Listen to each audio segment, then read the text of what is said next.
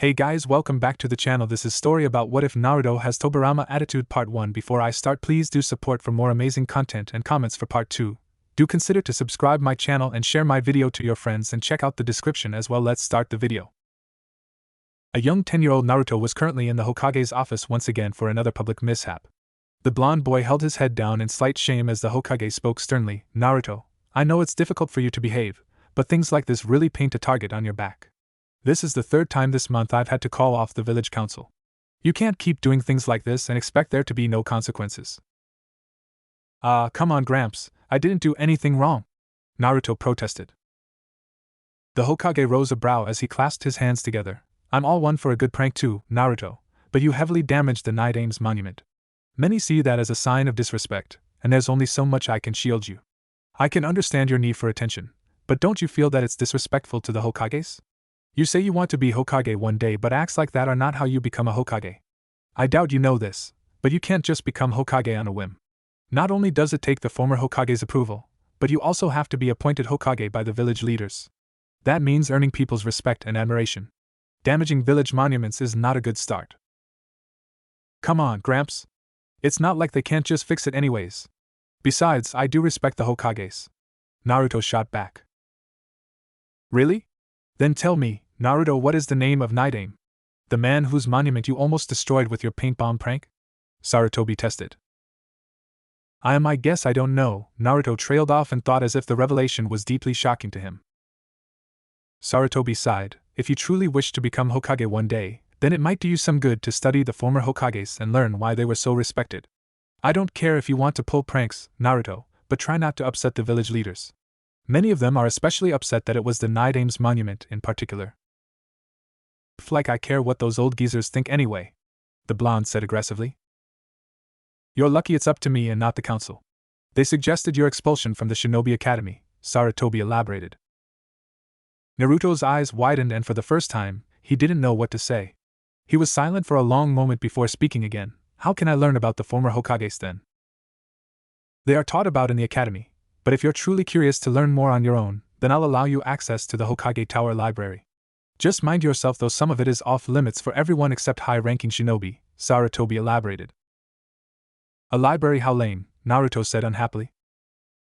Work hard and study, Naruto, that's the first step to becoming Hokage, the Sandaime replied. Naruto put his hands behind his head and sighed. Yeah, so where's this library at then?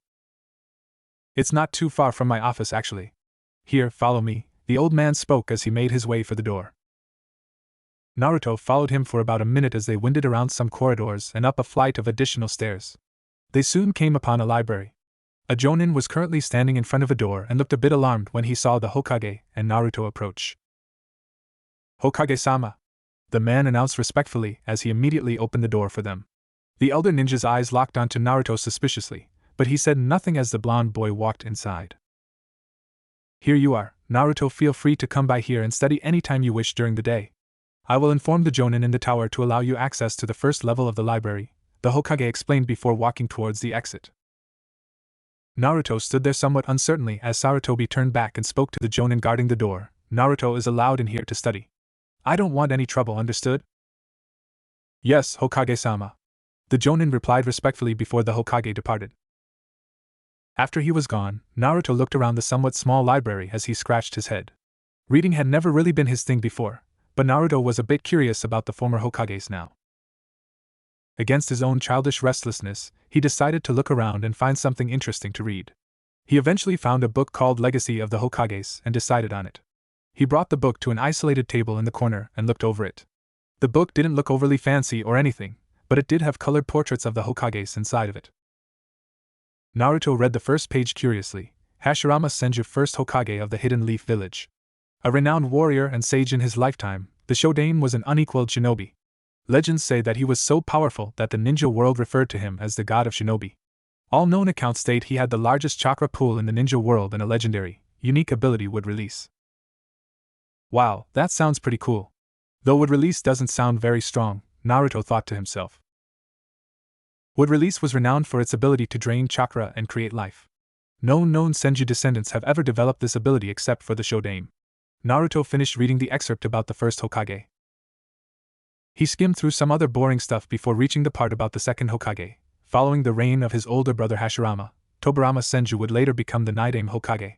The Nidaime is most famously known for his establishment of much of the village structure we see today. Tobirama Senju was a master of all 5 elemental natures, but was most renowned as the greatest water ninjutsu specialist to ever live. His greatest legacy, however, was the creation of hundreds of jutsus used far and wide in the shinobi world. He is also credited as the second fastest shinobi in history behind the Yondaime. Wow, he sounds pretty cool now. I feel kind of bad about messing up his monument, Naruto thought to himself. The Sandaime Hokage, Hiruzen Sarutobi, is also renowned for his mastery of all 5 elemental chakra natures and his genius-level intellect. He led Konoha through 2 great shinobi wars and was a personal underling of the former Hokages. He was appointed to the position of Hokage directly by his predecessor Tobirama Senju before the latter's death. He was also among the first shinobi to graduate from Konoha's newly formed Shinobi Academy. Naruto's eyes widened upon reading about the old man. I had no idea Gramps was that good. I wonder if he could appoint me Hokage if I became super powerful?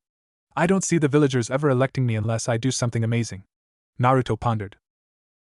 His eyes eagerly went to the next page and read about the Yondaime, a legend among Konoha, and a genius shinobi for his time. Minato Namikaze would become the 4th Hokage. Renowned for his infamy in the 3rd Great Shinobi War, he was better known by his nickname Konoha's Yellow Flash. The Yondaime is regarded as the fastest shinobi to ever live, even surpassing the Nidaime. He was one of the most fearsome shinobi of his time due to his flying Raijin Jutsu. The Yondaime would eventually perish at the hands of the monstrous Kyuubi. Wow, Yondaime sounds awesome, Naruto thought with amazement as he looked at the man's picture. He's got blonde hair and blue eyes just like me. Naruto continued to read more about the Hokages and the non-confidential information about them in the book.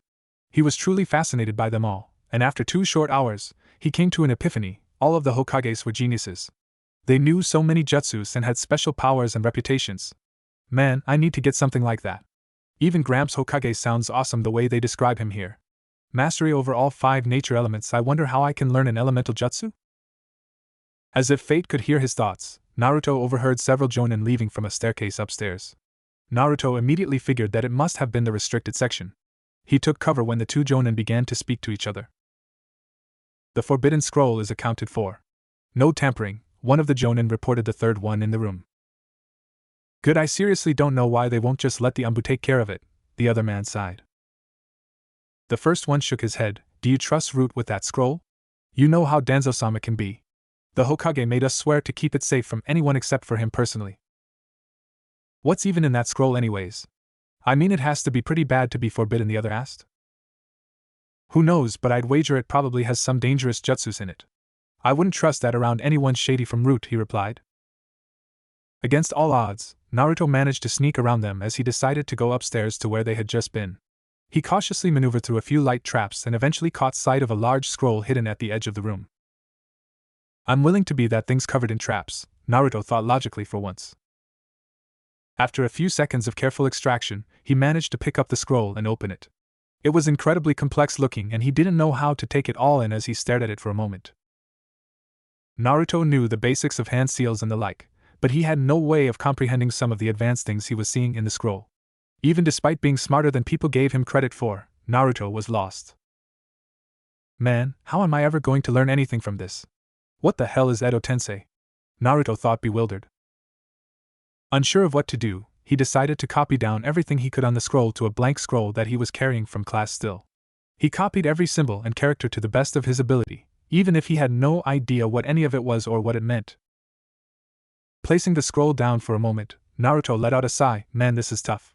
Is there anything else up here that can help me out?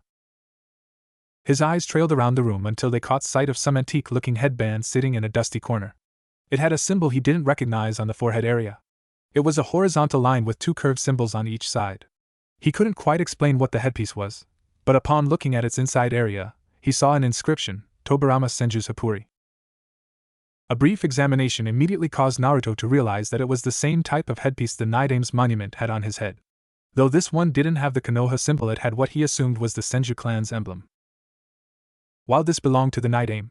This thing looks cool, I'm going to keep it, Naruto thought excitedly as he put it away in his pack. He didn't see much else in the upstairs portion of the library that caught his interest, and quickly returned to the forbidden scroll. Alright, well, I should probably just put this thing away before someone shows up. I can always come back and see what else is on it later if I need to. Let's see how many jutsus did I get here.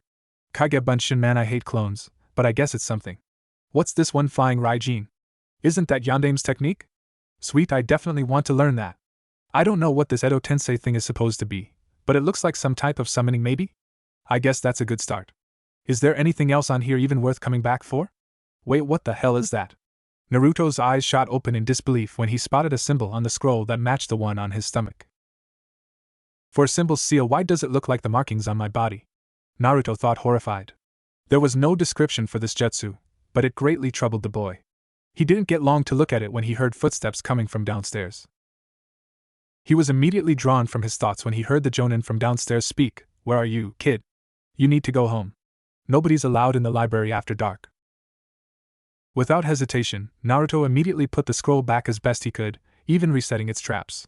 He carefully concealed his copied jutsu scroll in his own pack and snuck back downstairs.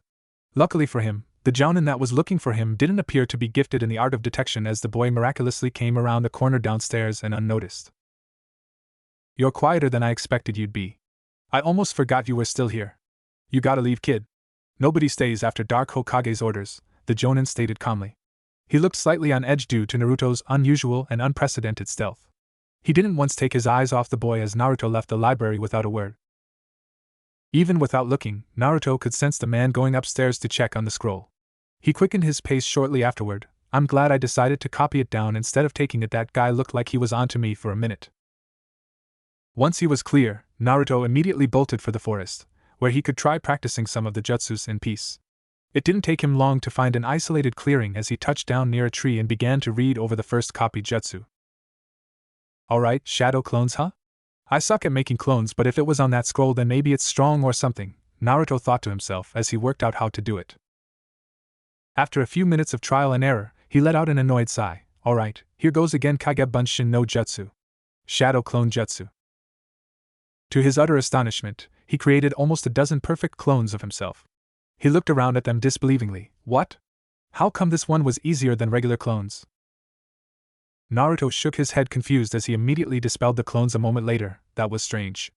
I can't believe I made more than one of them too. I wonder what's different about shadow clones. I didn't expect that to be so easy. Well, let's see if I can have any luck with these other two. He spent the next hour trying to figure out the flying Raijin jutsu, but couldn't even begin to understand how it worked. The flying thunder god jutsu was frustratingly difficult to comprehend as it required one to understand seals and be adept with sensory abilities, something Naruto had very little experience with at his young age. So, I mark a location with the seal that I create with my chakra and then what? He thought, confused as he tried to copy the one he had written down. I should come back to this. I don't have any idea where to start with this one, Naruto thought, frustrated. He then moved on to the third technique, which was also the last one he managed to copy before putting the scroll back. Alright, Kuchios, Edo Tensei, let's see.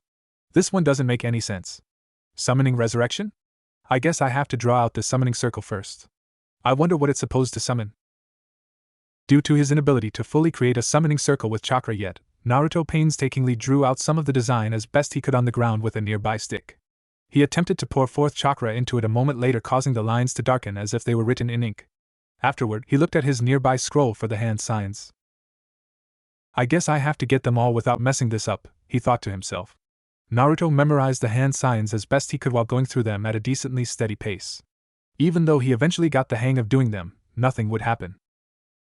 He failed for over half an hour trying to do them, but eventually he succeeded, causing a reaction. To his astonishment, the lines he drew out in the dirt turned fully black and many additional seal symbols surrounded it. A bright and unholy glow briefly illuminated the circle, but then nothing happened. Naruto looked at it confused. What the hell? Did it work? What's this stupid jutsu supposed to even do anyways? He looked at the complex writings and reread some of it. DNA blood? Oh, that makes sense. I think summons need blood to work, right? Well, here goes nothing. Naruto bit his thumb to draw blood and pressed it down towards the summoning circle. Once again, nothing happened. Frustrated with his failure, he threw down his pack and growled in annoyance. The hapuri that he had stolen from the library flew out of his pack upon doing so and landed dead center in the summoning circle. A moment later, Naruto felt a horrible sensation wash over him as his chakra began to drain painfully. The circle then glowed again as an ethereal figure took shape within its center.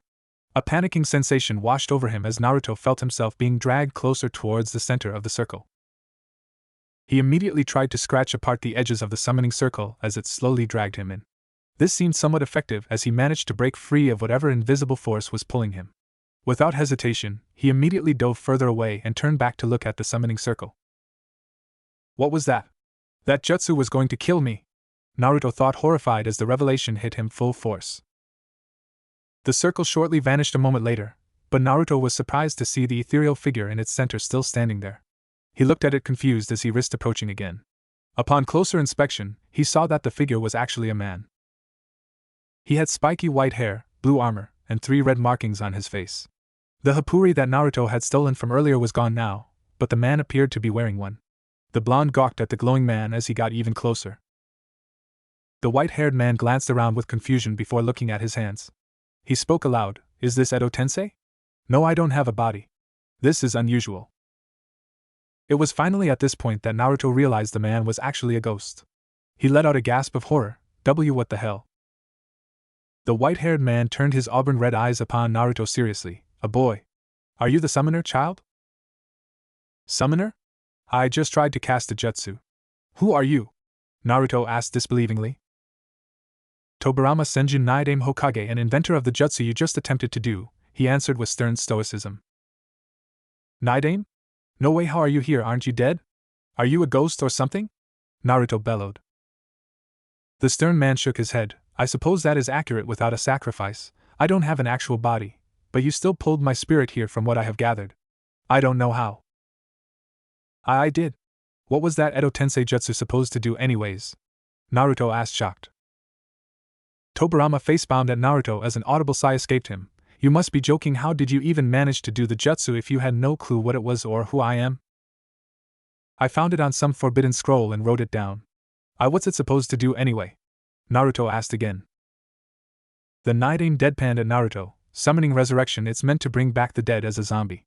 "You're saying you learned this jutsu from the forbidden scroll of seals? How did a child like you manage to acquire it? It should be under guard by elite Konoha shinobi." "Edo-tensei brings back the dead?" Naruto gasped as he ignored the Naidame's question. "Edo-tensei creates a zombie with unlimited chakra that is bound to the will of the caster. It's a forbidden jutsu that I developed when I was still alive. It requires the DNA of the person you are attempting to resurrect and a living sacrifice. Since you didn't offer a sacrifice, you only pulled my spirit here. I take it you must have had some trace DNA of mine to make it activate halfway," Tobirama clarified. "Well, I found this Happuri and it fell out of my pack into the circle when I threw it.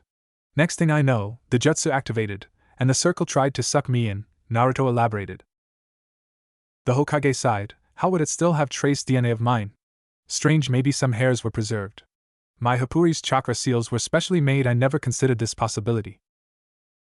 "So if the jutsu needed a sacrifice, was it going to kill me?" Naruto asked. "Without a sacrifice, Edo-tensei will usually siphon the life force from the summoner. I'm honestly amazed you didn't die from it. How a boy like you managed to acquire my scroll and perform an incomplete Edo-tensei is beyond me. Are you even a shinobi? I see no distinctive symbols on your attire other than those swirls, and what is with that ridiculous outfit?" Tobirama asked. Naruto looked at the man nervously. "Well, I'm in the Konoha Academy if that counts. And what's wrong with my outfit anyway? How do you expect to be a proper shinobi when your clothes make you visible from kilometers away? We're in a forest, why are you wearing orange?" Tobirama asked, shaking his head. It's not that bad. Besides, maybe I want to stick out. I'm tired of people ignoring me," Naruto countered. "So, you're just a brat seeking attention then? How times have changed. Peace brings weakness and ignorance, unfortunately."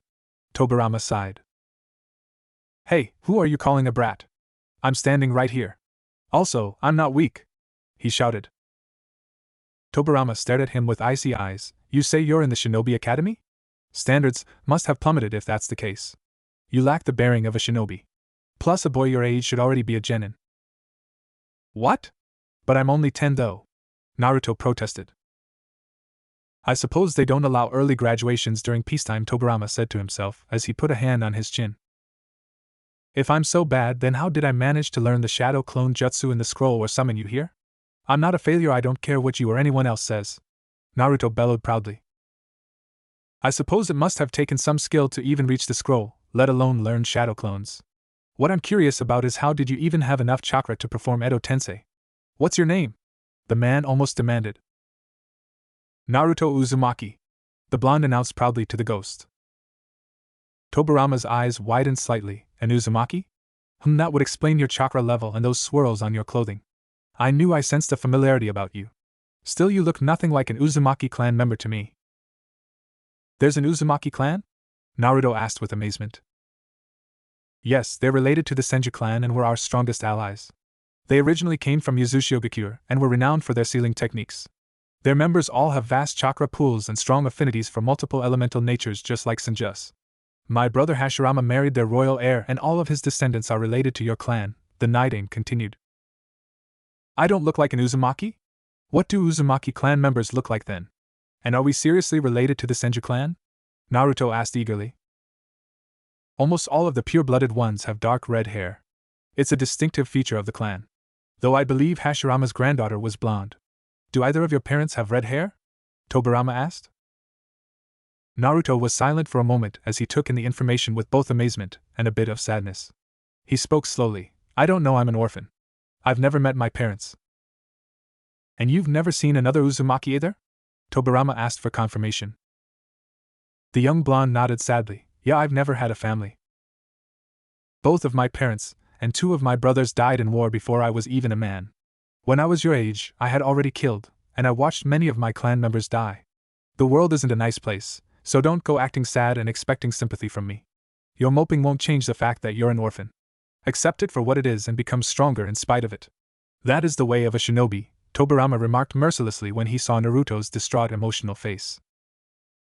The blonde boy didn't know how to react to Tobirama's somewhat cruel words. He held his head down and spoke angrily. I'm not moping. Good, it doesn't accomplish anything. That aside, I am curious about something, Naruto Uzumaki. How did you acquire my scroll of seals? Do you still have it? Tobirama broke the silence after an awkward moment. No, it's still in the Hokage Tower. I just copied down 3 jutsus from it. Kage Bunshin, Flying Raijin, and Edo Tensei, Naruto answered. The Night Aim crossed his arms. And you only learned shadow clones from it? Why would you dabble with a forbidden scroll? It's forbidden for a reason. I want to get stronger, Naruto answered slowly. Why? Power without purpose is meaningless vanity, and you're only a child, Tobirama responded sharply. Naruto looked up with determination filling his blue eyes. I want to become Hokage. I want to get stronger, but nobody will train me or help me. Everyone treats me badly or ignores me.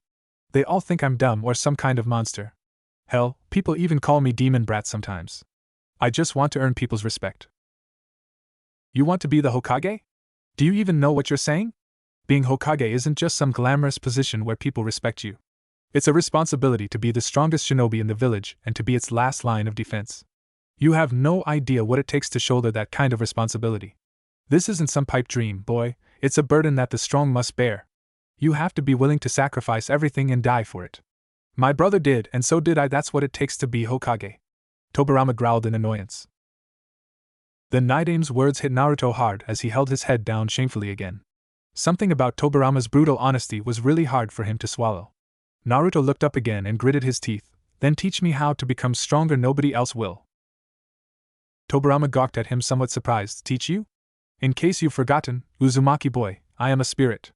The only interaction I can have with this world is through your chakra. So what?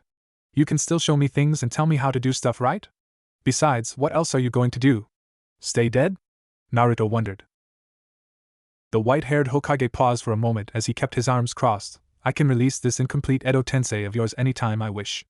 Give me one good reason to train you besides you wanting to be Hokage. Come on, please, Night Aim? Naruto pleaded with frustration. Night Aim-sama, show the proper respect to your elders, Naruto-san, Tobirama corrected him. The blonde shook his head. I'm tired of being the laughing stock of the Konoha Academy. I can't stand everyone thinking I'm weak and praising that smug Uchiha bastard. Tobirama's eyes widened at the mention of Uchiha. He stared at Naruto intensely. What's this about an Uchiha? This guy in my class, he's from the Uchiha clan, and everyone praises him for being so good. He always talks down to me and I'm sick of it, Naruto explained. The Night Aim lightened up for the first time as he raised a brow at Naruto. That's as good a reason as any. Fine, then I will train you, Naruto-san. Wait, you will? Why the change of heart, Naidame? I didn't think that was a good reason. Naruto gasped. You will refer to me as Naidame-sama or I will revoke my offer, Tobirama stated sternly. Naruto instantly bowed his head. Forgive me, Naidame-sama, but why are you willing to train me now? I'm doing it so that you can properly rival this Uchiha boy. Members of their clan tend to act condescending unless they are regularly put in their place. It would do him some good to learn humility if he's as smug as you claim, Tobirama answered. The blonde boy beamed with excitement. When do we start then? The sooner I can become stronger that Sasuke team, the better. Since my spirit is bound to you now, I will come and go as I please. For the record, only you should be able to see me. I will train you on the condition that you obey my orders no matter what. Do you agree? Tobirama asked seriously. I do, Naruto answered immediately. You break this promise one time, and I will leave, understood? Yes, Naidame-sama, Naruto replied respectfully. Very well, start off by filling me in on current events. Who is the Hokage right now? Tobirama asked. Old Man Sandaime. Hiruzen Sarutobi is his full name, I think, though I don't know anyone that calls him that. Gramps took over again after Yondaime died, I think, Naruto replied. Tobirama placed a hand to his chin. Young Hiruzen is still alive? You say he is an old man? It must have been many decades since my death then. He was one of my students. Hey, so if you're going to train me, then can you help me learn this flying Raijin Jutsu? Naruto asked. Tobirama shook his head. Hiraishin is one of the most advanced jutsus I ever created. You would also need some skill as a sensory ninja and competency in Fuin Jutsu to even begin to understand it. I will teach it to you when you become more proficient as a shinobi. What does it do anyway? Naruto asked. It allowed me to instantly teleport wherever I placed a seal. There is no limit to the amount of seals one could place, but it requires high chakra control and extreme focus to move oneself or objects between space-time. You essentially summon yourself or objects to your seals. It's well suited for sensory ninjas since they can detect every location and enemy on a battlefield and teleport around them, Tobirama elaborated briefly. So I need to be a sensory ninja to do it? Naruto asked. If you ever hope to be competent enough to use it effectively, then yes. We will have to develop your own sensory skills and you must master your chakra control. After that you can learn Fuin Jutsu, and then you will be able to learn Hiraishin. However, you really should start by learning basic jutsus first. Unfortunately, that's also going to have to wait for a later date, Tobirama trailed off in sentence. Why? I'll learn anything you can teach me right now, he exclaimed with reassurance. The problem is your chakra level. From what I can sense of you and what I know of Uzumaki's, you have enormous chakra reserves. While that is a good thing, it is extremely debilitating for one's chakra control. That is without a doubt the best place to start with your training, he noted. Okay, so how do I improve my chakra control? Naruto asked. Tobirama looked at a nearby pond. Can you walk on water yet? What? Of course I can, he said strongly. I want you to start by doing push-ups on the water surface, he said calmly. Piece of cake, Naruto responded eagerly as he charged over towards the pond and onto its surface. He immediately dropped into a front-leaning rest position and began to do push-ups on the water's surface. Give me 1,000 to start, Tobirama remarked with intensity as he came over the water to watch Naruto train. The blonde had barely made it to 100 push-ups before he felt himself tiring out. Keeping himself from falling in while doing an exercise took a lot more focus than he was expecting. He stopped pushing for a moment and looked over at Tobirama seriously. Did you just say 1,000? Do it or I'll leave, remember the deal. I don't want to waste my time with a quitter. Tobirama threatened him. Afraid of losing his new ghost sensei, Naruto kept pushing. He felt his muscles cramping as he got to around 200 push-ups and before he could react, his body plummeted into the pond. You owe me 798 still, Naruto-san, Tobirama announced as Naruto shot back out of the water and stood on its surface. He was soaked and more than little tired as he panted heavily. The blonde boy caught his breath and spoke urgently. I just need a break. Do you think your little Uchiha friend is having a break right now? You want to be better than him?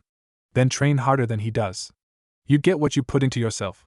He will have the Sharingan if he's even halfway competent as an Uchiha. You will have no way to combat that unless you're smarter, stronger, faster, and better than he is at everything, Tobirama growled. You don't think this is a bit much for me? I mean, we're just starting. It's impossible to do that much at my current level, and Naruto trailed off. If it was easy, then everyone would do it. Do you really want to be the Hokage? Then earn it, boy. Nobody in this world owes you anything. Only mediocre people believe in overtraining. Day 1 is the best time to break your old habits. Succeed or fail, the choice is yours. The white-haired Hokage stated with aggression. Naruto's resolve was renewed as he got back down. I won't quit. I won't. That remains to be seen, Tobirama said distantly as Naruto continued. He fell into the pond many more times, but kept getting back up and continuing.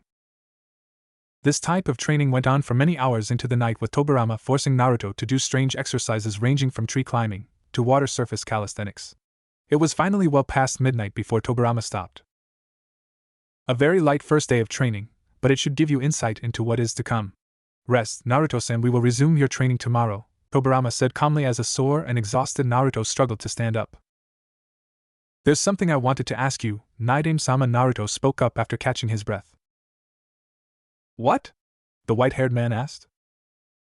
Naruto paused as he unzipped his jacket and lifted up his shirt. He pointed at the seal on his stomach. What is this symbol on my body? I saw it in your scroll. It was called the Four Symbols seal, I think. Tobirama's eyes widened with disbelief. That's the same seal Mito Uzumaki had. Who? Naruto asked, confused. My brother's wife, Mito Uzumaki, was a Jinchuriki. That seal on your stomach is an Uzumaki technique used for sealing away a powerful creature. If you have the Uzumaki one, then I wouldn't doubt if it was a bijou sealed within your body, Tobirama answered. A bijou? What's a bijou? Naruto asked, bewildered. It's a tailed beast from what I recall. The Uzumaki clan was given the kyubi for safekeeping. Mito was its host, and I believe one of her great-grandchildren was chosen to become the next host. You must have been the next host after that one if my timeline is correct, Tobirama trailed off in sentence. Naruto was a bit shocked by this news as he spoke fearfully. What does that mean then? It means you're a Jinchuriki, Tobirama answered bluntly. Is that why all the villagers hate me? I have that monster fox sealed in my body? Naruto thought, petrified by the thought. The kyubi is not exactly a monster, but it is a very dangerous and hateful creature. Madara Uchiha used it to attack Konoha a long time ago. The fact that you are its Jinchuriki is an even greater reason for me to train you. The 9 tails must not be allowed into enemy hands. You becoming strong is a high priority for the village's safety, Tobirama noted. Everyone in Konoha hates the 9 tails though. It killed so many people. Why, you're saying it's inside of me? How? Naruto said with an emotional tone.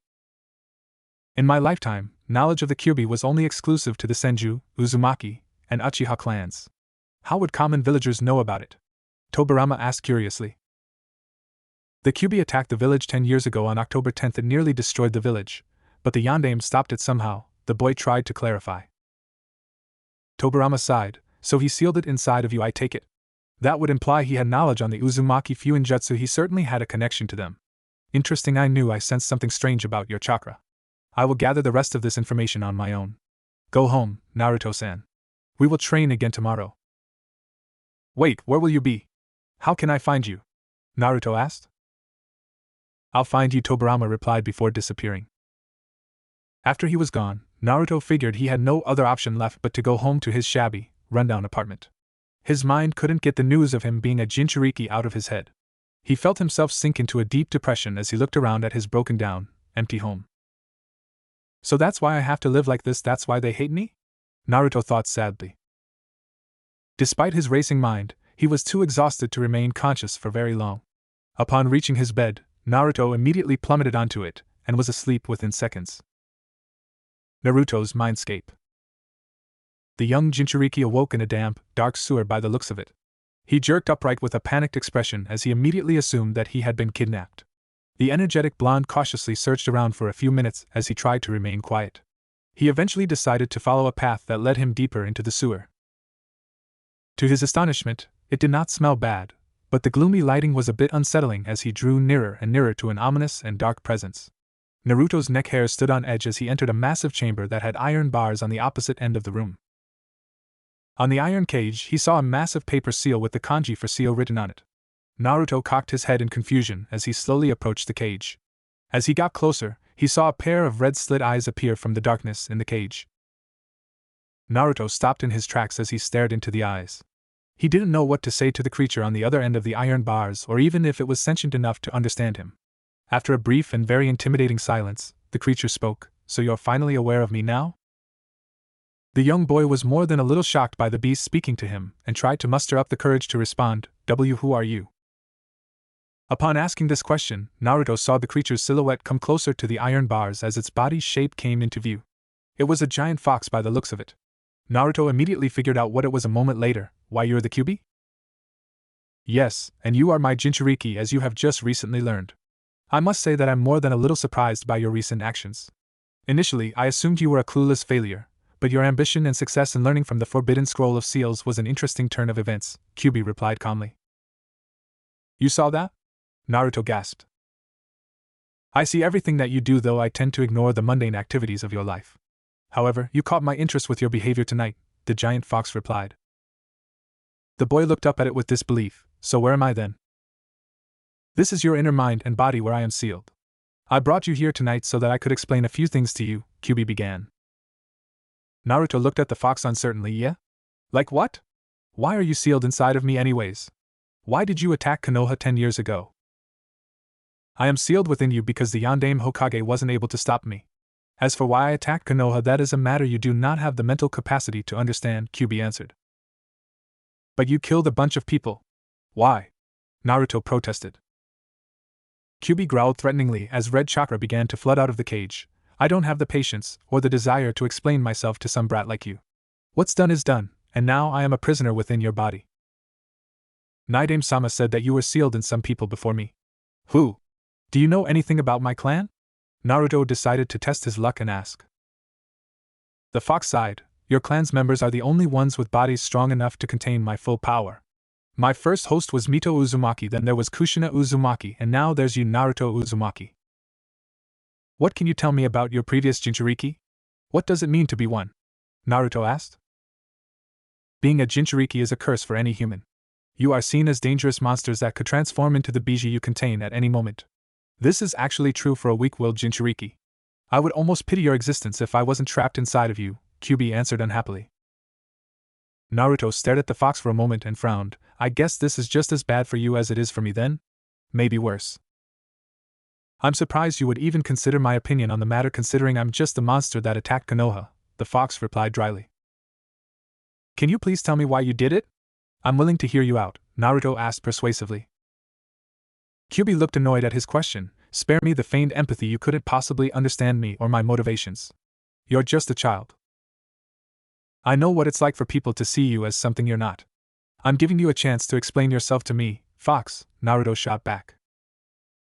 After a long pause, the Nine-Tails sighed. A man with an orange mask unsealed me from my previous host Kushina Uzumaki. He put me under the effect of the Sharingan, and under his direct control. The Yondaime managed to break his hold over me, but once I had regained my mind, I went on a rampage. I loathe your village and its continued abuse of my power. I sought to wipe out the village because its inhabitants have consistently tried to enslave me. What?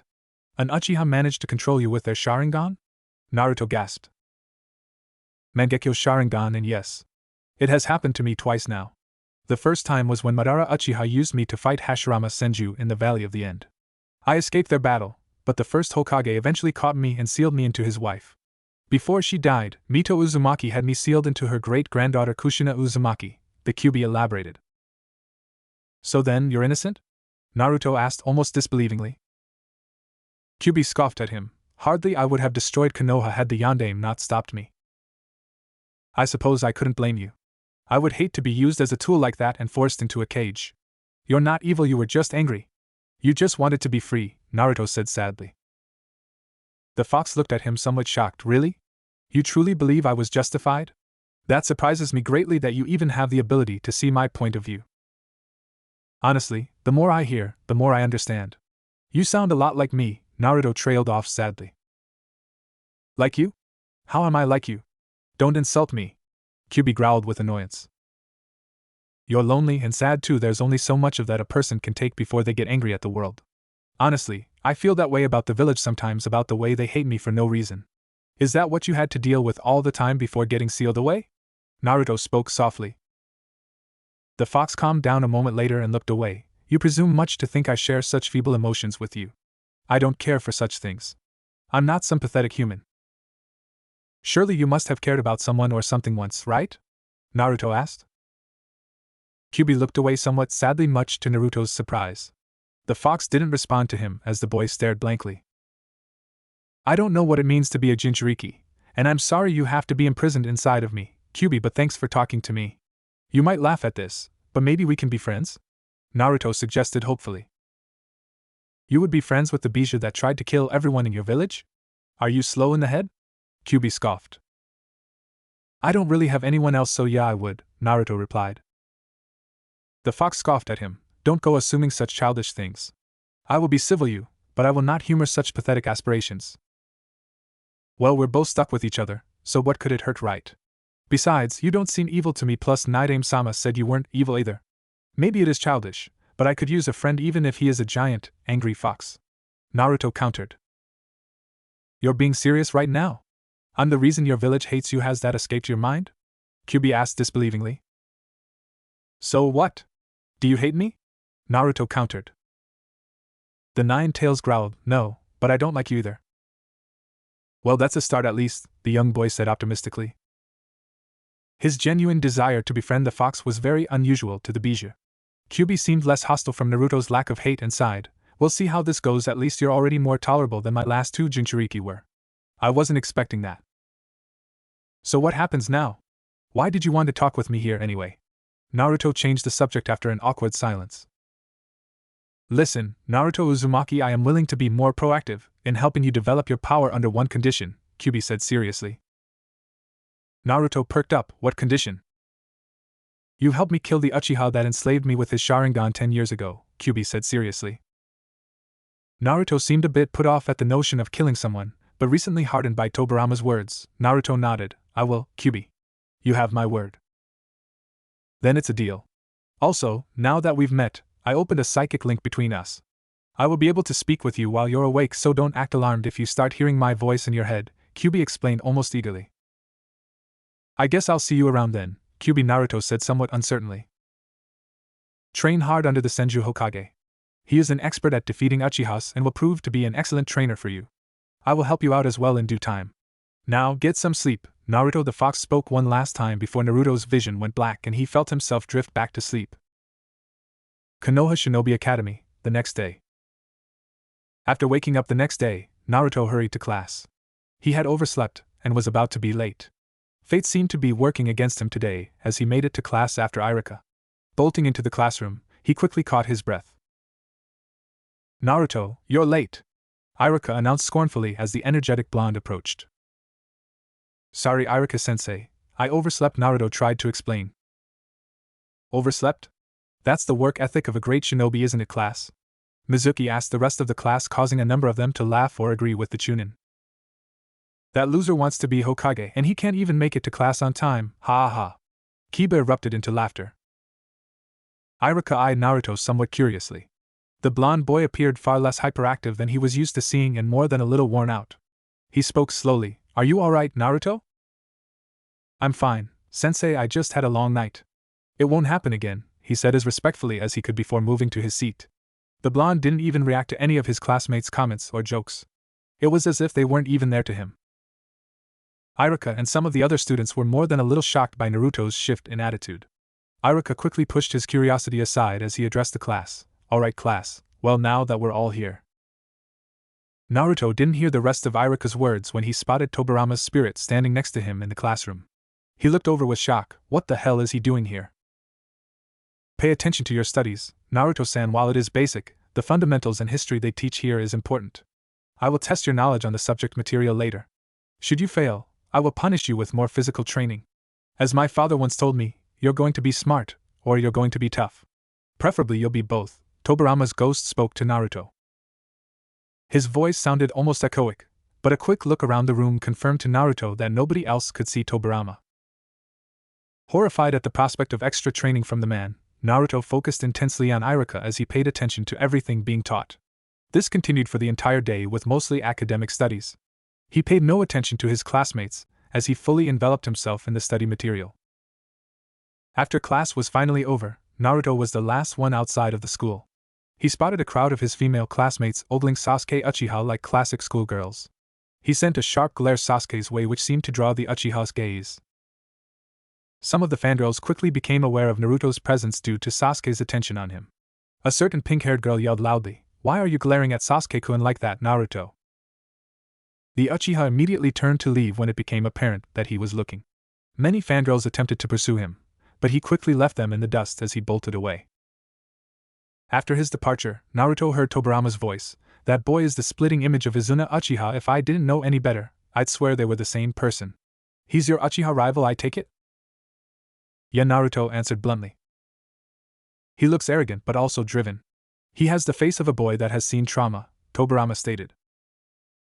Naruto shrugged. "Yeah, well, I heard his clan was wiped out by his older brother who went rogue. It still doesn't excuse his condescending attitude though." "The Uchiha clan was wiped out?" Tobirama asked, shocked. The blonde boy nodded. "Well, everyone except Sasuke, I think." "Humph, and by one of their own too? I'm not surprised.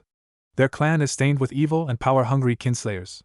They were never truly content with their lot in Konoha," Tobirama sighed. "Do you dislike the Uchiha clan, Naidame-sama? You sure sound like you don't," Naruto wondered as he examined his ghost sensei's bitter face. Tobirama crossed his arms. "That is a difficult question to answer, Naruto-san.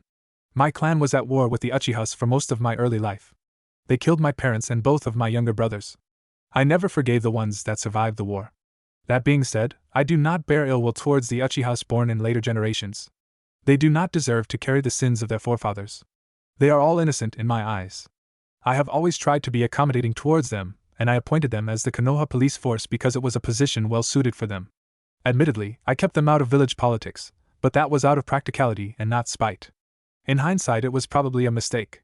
Before he died, Hashirama told me that I should marry an Uchiha to truly solidify peace between our clans. I had actually considered it, but I died before that could happen. To answer your question, I don't hate the Uchihas, but I never trusted them.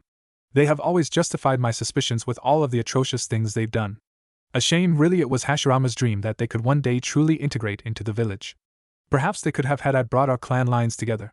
That is actually one of my biggest regrets as Hokage." Wow was all Naruto could say in response.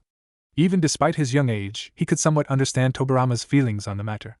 He didn't get to linger on his thoughts for long as Tobirama began walking a moment later. "There is no point in dwelling on this anymore. We have work to do. Follow me, Naruto-san. There's a special training location that I want to show you," Tobirama stated as Naruto headed into the forest to train. Deep in the forest. "Just how far out do we have to go?" Naruto asked as Tobirama stopped in a distant clearing. He had led Naruto along a strange and somewhat hidden path behind a number of unusual landmarks and through a thick network of trees. "We're a considerable distance away from the village. This should be a safe enough place to train your abilities without catching any attention. I noticed quite a few Umbu watching you while you were in the village. They won't usually take this route if you go through this way, and you will be undetectable in this part of the forest," Tobirama explained. "Where is this place anyway?" Naruto wondered. "This place is called the Senju Grove. To be honest, I'm amazed it's still hidden. It looks untouched." "That's good," Tobirama stated as he looked around the area. "Senju Grove? I've never heard of this place. Why is it all the way out here?" Naruto asked. Tobirama turned to face him. "This place is where my brothers and I used to train as children. I often sparred with Itama, Kawurama, and Hashirama here. This grove is protected by natural energy. It's very sacred. My brother called this place the Grove of Sages, though our clan knew it simply as the Senju Grove. You will be undetectable here from most things, including Hiruzen's scrying orb." "Old Man Sandame's scrying orb?" Naruto tilted his head confused. The Naidame shook his head. "Never mind, just know that nobody will find you here so long as you follow the exact path that I showed you. When my brother and I founded Konoha and established its infrastructure, we never listed this place anywhere. It's one of our clan's best kept and few remaining secrets." "Cool. So I can come here anytime I want?" Naruto asked eagerly.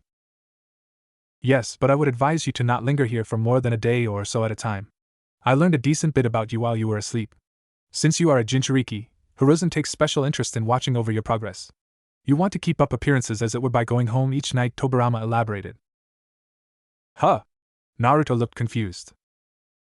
Tobirama faced the blonde boy with a stern expression. "What I'm saying is nobody can be allowed to know about this place, or your training." "What? But why?" "I want to get stronger, so I can beat Sasuke team and show Old Man Sandame that I'm Hokage material," Naruto protested. Listen, Naruto-san, a shinobi's greatest weapon is not ninjutsu, taijutsu, or genjutsu. It isn't some special weapon or bloodline either. Your greatest weapon is the art of surprise. Speaking from experience, I find that it is best to strike with your full power after you have fooled your enemy into believing they are victorious. They lower their guard when they think they've won, when they think you are weaker than them. That is when a foe is most vulnerable. This training isn't for your ego boosting. This isn't so you can show off for a bunch of airhead schoolgirls. It's so that you can have the weapons and the ability to use appropriate force when necessary. I don't recommend building a reputation until after you have developed your skills, otherwise you'll only become a target and lose your element of surprise, Tobirama lectured sternly. So you're saying I shouldn't use anything that you teach me? Naruto asked, shocked. The Nidaime crossed his arms. Precisely, Naruto-san, at least not yet. You're actually in a great position doing this. Your classmates and teachers all assume you're a weak, incompetent fool. If you maintain some of that facade and secretly enhance your power, then you will gain an advantage over everyone. When the time comes, you can reveal your power, but for now you must respect the art of subtlety and stealth, of discipline and humility. You need those things too. Well, how exactly am I supposed to sneak away to this place if old man Sandaime is able to watch me then? Naruto wondered. Tobirama's lips slightly twitched upward. It was probably the closest thing to a smile Naruto was ever going to see. The Nidaime spoke slowly. You will leave a shadow clone in Konoha to throw off your spies. Nobody is aware that you have this ability, so it will be perfect for the situation. A shadow clone? But how will that work? What if someone touches it and realizes it isn't me? Naruto asked. Tobirama facepalmed as an audible sigh escaped him. A shadow clone is a physical clone of oneself. When one creates a shadow clone, it takes a portion of his chakra and is typically divided among all shadow clones created. Each time a shadow clone is dispelled, you will gain the memories and experiences of the shadow clone. You will also gain its exhaustion, which can be dangerous for someone with low chakra reserves. I don't see that being a problem for you, however. That makes sense, I guess. So what happens if I train with a bunch of shadow clones doing the same thing then? Naruto wondered. Training with shadow clones is a dangerous thing to attempt, but you have enough chakra to do it without killing yourself. It will expedite the training process and help you learn jutsus far quicker than normal, Tobirama explained. Naruto nodded eagerly. So then what about the clone I leave in Konoha? How will that work? I would put extra chakra into your decoy shadow clone just so that it doesn't dispel from any light damage. Due to the nature of training at the Shinobi Academy, I doubt you will be able to substitute a clone for your school hours anytime soon. Nevertheless, the clone can cover most of your free time when you're away. I wouldn't recommend leaving it overnight as it could dissipate when you sleep. We'll work on the schedule later, but that's how we'll keep your training a secret, the Nidaime continued. So you want me to pretend like I'm dumb at the academy then? Naruto asked. Tobirama shook his head. No, don't continue being a fool. I expect a perfect graduation from you in 3 years. I'm just telling you to keep your head down and don't show off or pick fights. Keep your head down and grind. So I have to bear with Sasuke team telling me I'm a loser and a failure for 3 more years. Naruto groaned. Tobirama nodded. Downplay yourself there. But don't be incompetent, just try to convince them that you're middle-of-the-pack material. Alright, if you insist, Naruto agreed. Good, the white-haired man said with approval. Nidaime-sama, when do I get to learn elemental jutsus? I read something about certain shinobi having elemental affinities. Is there a way I can learn mine? Naruto asked curiously. Tobirama nodded. Yes, in fact, there is. Elemental affinities are typically shared by members of a clan, though specific individuals can excel at multiple affinities or even all of them on rare occasions. Young Hiruzen was one such person. It is one of the reasons I decided to train him. Alright, so how do I learn mine then? Naruto asked anxiously.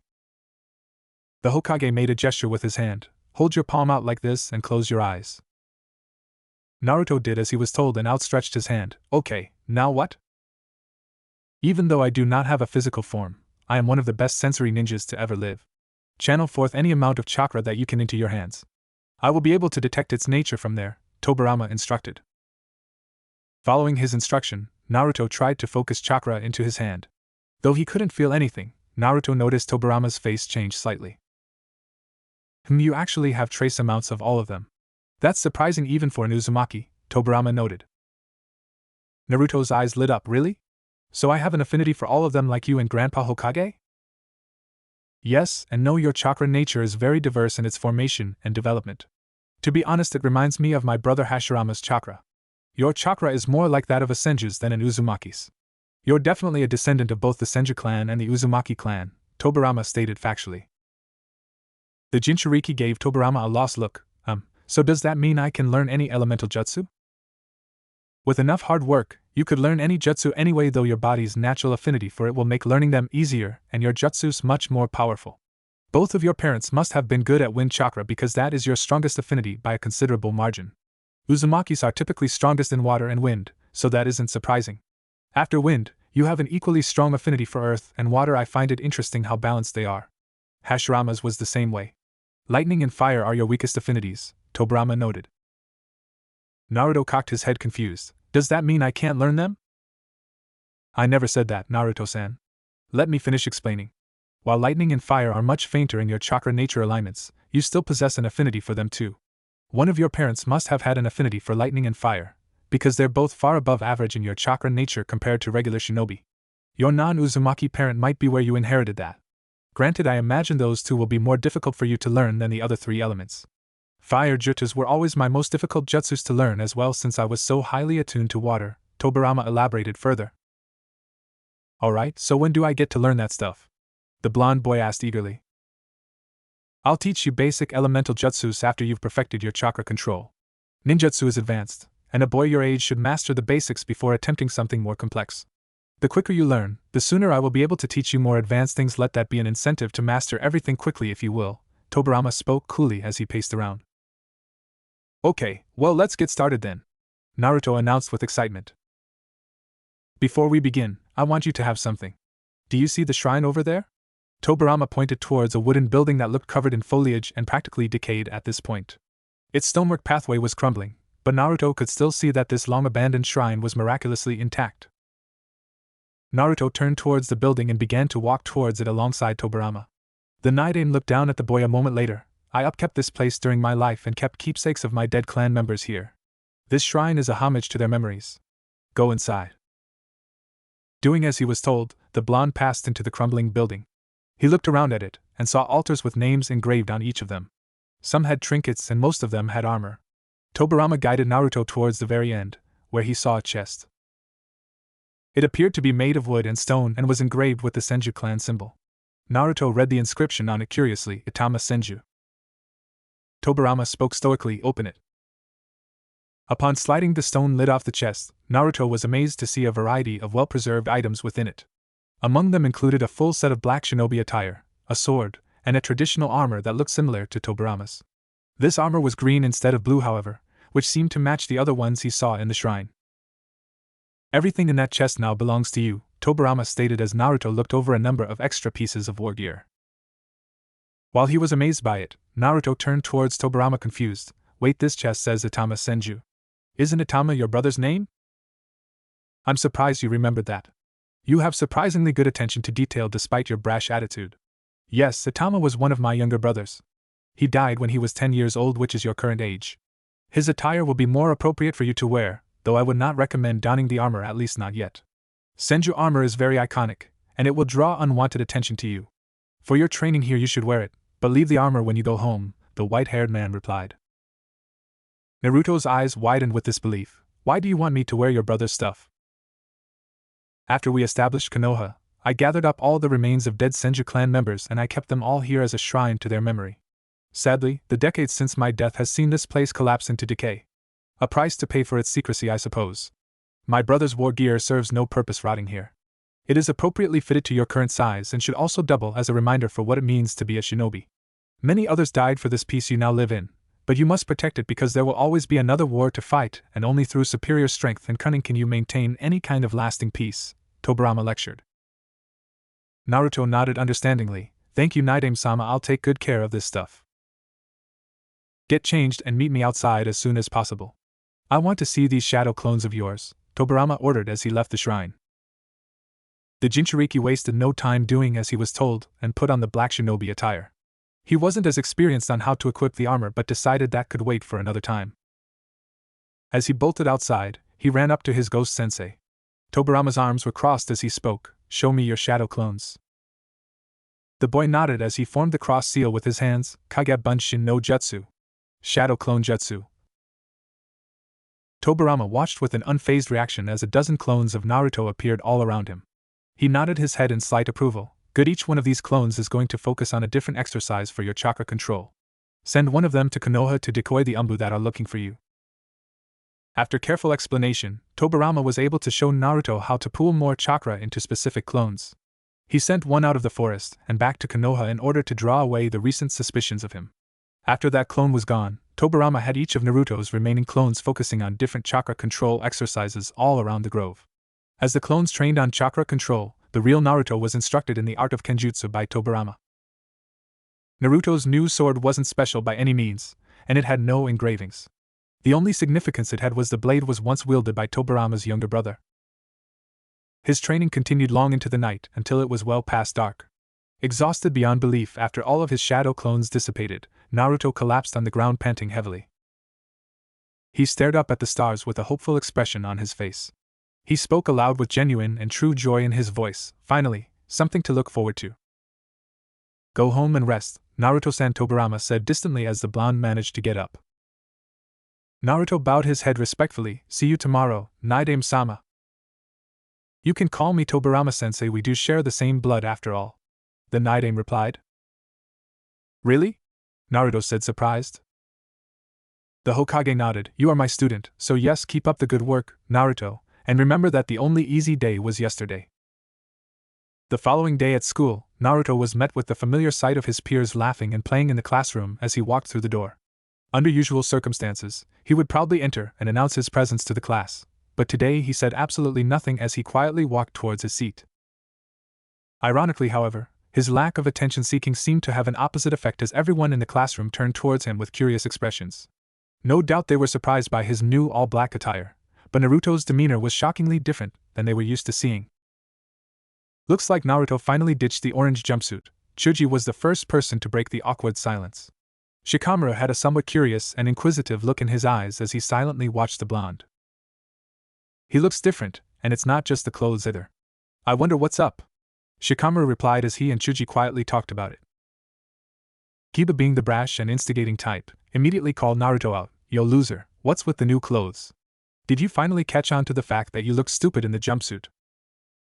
To everyone's complete astonishment, Naruto didn't say anything in response. He briefly looked at Kiba with a disapproving face but did not retaliate. Ino looked on with surprise. Wow, he's not talking, that's a first. Hey, dead last, I'm talking to you. Don't think that you can just ignore me. Kiba growled as he slammed a hand in front of Naruto's desk. Naruto was about to stand up and say something, but thankfully, someone else did. Kiba, sit down please. The students all jerked their heads towards Irika, who had somehow slipped into the room without them noticing. The dog boy gritted his teeth at Naruto before walking to his seat. Whatever, he's not worth my time anyway. I'm amazed you didn't attack him. A dark and familiar voice sounded in Naruto's head. He immediately recognized it as Kyuubi's. Fox, is that you? He thought, surprised. Yeah, I told you that opened a psychic link between us, right? The Bijou responded. You're right, I guess I forgot, the blonde noted. I know your new sensei doesn't want you to draw attention to yourself, but you shouldn't let this little punk talk down to you like that. I'm not even fond of you, and I hate seeing you take these insults from arrogant children. You should put them in their place, Kyuubi said with annoyance. Naruto sighed. Yeah, well, I'm honestly too tired to care anyways. Besides, I don't think I'm strong enough to beat him yet. His time will come. I suppose that's good motivation to train and study hard then? The fox asked. It definitely is. Besides, other than Sasuke team, I really can't stand this Kiba guy acting like he's so much better than me. I'll show them all that I'm not a joke. I just have to do what Tobirama-sensei said and wait for the opportune moment to strike, Naruto thought somewhat angrily. I get that, but for the sake of your pride, don't let this go on for too long. I already had to watch Kushina get bullied through the academy, I'm not about to watch it again with you, the fox sighed. Naruto perked up. Really? What can you tell me about your last Jinchuriki? What was she like? She was somewhat like you, but with red hair and an obnoxiously self-righteous attitude. I personally found her boring, lazy, and unambitious. At least you're trying to get strong, and you have some semblance of respect for me. I think you'll be much worthier host at least. I suppose that's all I can really hope for until I get out of this prison, the fox answered. Is that a compliment? Naruto wondered. Don't word it like that, I'm just saying that I don't hate you as much as I thought I would, Kyubi retorted immediately. It's okay to compliment someone, Kyubi. Isn't that what friends do? Naruto asked. The fox scoffed at him. We can't be friends, I already told you that. Why not? We can be friends if you'll just open up a little. I don't hate you and you don't seem to hate me if you're actually willing to talk to me like this, Naruto countered. I'm the reason you're an orphan, has that even crossed your mind yet? Kyubi trailed off with a serious tone. How exactly? Naruto wondered. If you really want to know, then think about the situation logically for a moment. You were a newborn baby when I was sealed inside of you, the fox followed up. Naruto paused for a moment before responding. Why did the Yondaime seal you inside of me? I mean, if I was just a baby at the time, why was I chosen? You are an Uzumaki, and only your body could contain me. Kushina was actually the last Uzumaki in this village as far as I'm aware. You were the only other one, why might that be? The fox asked rhetorically. How am I related to her? He asked anxiously. The fox was silent for a long moment before answering. She was your mother, fool. You're denser than I expected. What? Seriously? Naruto thought, shocked. Yes, so now you know. Your parents are dead because of me. I thought about withholding that information from you, but I don't see a point. You were under the delusion that we could be friends, we can't. How could you befriend me after knowing that? The fox said darkly. Wait, so if Kushina Uzumaki was my mother, then who is my father? Naruto mentally gasped. Maybe her husband Minato Namikaze with his blonde hair and blue eyes. Is it really that much of a stretch for you? You're an Uzumaki with blonde hair and blue eyes. Where do you think you got it from? The fox shook his head and growled. Your name's my father? Naruto couldn't believe the words. The fox sighed. Yes, and he sealed me inside of you after I tried to kill his village. As I said before, we can be civil, but you and I cannot be friends. Naruto didn't know what to say as he tried to hold back tears. He felt a wave of emotions rising to the surface, but he swallowed them immediately. He wasn't about to cry or make a scene in front of his class. His depression, however, became obvious to several inhabitants in the room, namely Iruka, Sasuke, and Hinata. They all had different thoughts on the matter, however. Iruka stopped his lecture briefly as he turned his gaze towards Naruto. What's wrong with him? I've never seen him look so down before. Did Kiba's words really get to him? Maybe I should say something to him in private? Hinata's eyes lingered on Naruto with a sad face of her own. Her empathy was high as she read Naruto's expression. Naruto-kun looks so sad. He always seems to hide his emotions behind a smile, but something is wrong with him today. He didn't even fight back against Kiba-kun. Sasuke's eyes were fixed on Naruto for a moment. I know that look, the look of loss. Something tragic must have happened to him recently. I've never seen him that depressed before. I doubt Kiba upset him. He's endured worse insults from me. He doesn't have a family as far as I'm aware. Strange. Naruto pushed his emotions and thoughts aside as he focused solely on his academics. His mind kept wanting to go into that dark place and lament on the tragedy of his life, but he maintained his bearing and focus. After what felt like an eternity, class finally ended. Naruto waited for everyone else to exit before leaving himself. Unfortunately, he was stopped by Iruka on his way out the door. The Chunin placed a hand on his shoulder. Naruto, may I have a word with you in private, please, before you go home? Why, sensei? Naruto asked bluntly to his teacher. Several of his lingering classmates were doing their best to eavesdrop as Iruka had a concerned look on his face. The Chunin noticed a few of the other students and quickly shooed them away. Guys, please give us some privacy. Reluctantly, the curious students departed as Iruka and Naruto were left alone in the room. Mizuki was thankfully not there today. Naruto was grateful for that as he did not want to deal with the other condescending Chunin right now. After he was sure of everyone's departure, Iruka crossed his arms and frowned. What's wrong, Naruto? You've been acting very unusual the past 2 days, and today you came in looking depressed. You're even dressed differently. Why wouldn't I be depressed, Iruka-sensei? Naruto asked with a somewhat angry look on his face. The man cocked his head at Naruto uncertainly. Do you want to talk about it? Naruto lifted his shirt up and pointed at the seal on his stomach. I doubt you want to talk about this, sensei. Iruka's jaw dropped as his eyes widened in disbelief, and Naruto did someone. I know all about it, Iruka-sensei, and why you all hate me for it. All those times you singled me out, now I know why, Naruto stated coldly. Naruto, who told you about that? It's forbidden to speak about. Iruka didn't get to finish as Naruto interrupted him. I had a feeling you knew all of the adults in the village seemed to know. Is that why everyone's parents tell their kids to avoid me? The boy spat. Irika shook his head. Naruto, My parents died the day I was born, Irika-sensei, not that you'd understand or care. So you're wondering why I'm depressed. There you have it. I'm just a demon brat to you as well, aren't I? Naruto said, shaking his head as he turned to leave. He didn't make it far before Irika stopped him. Wait, Naruto, I'm sorry. What? The blonde tilted his head in confusion.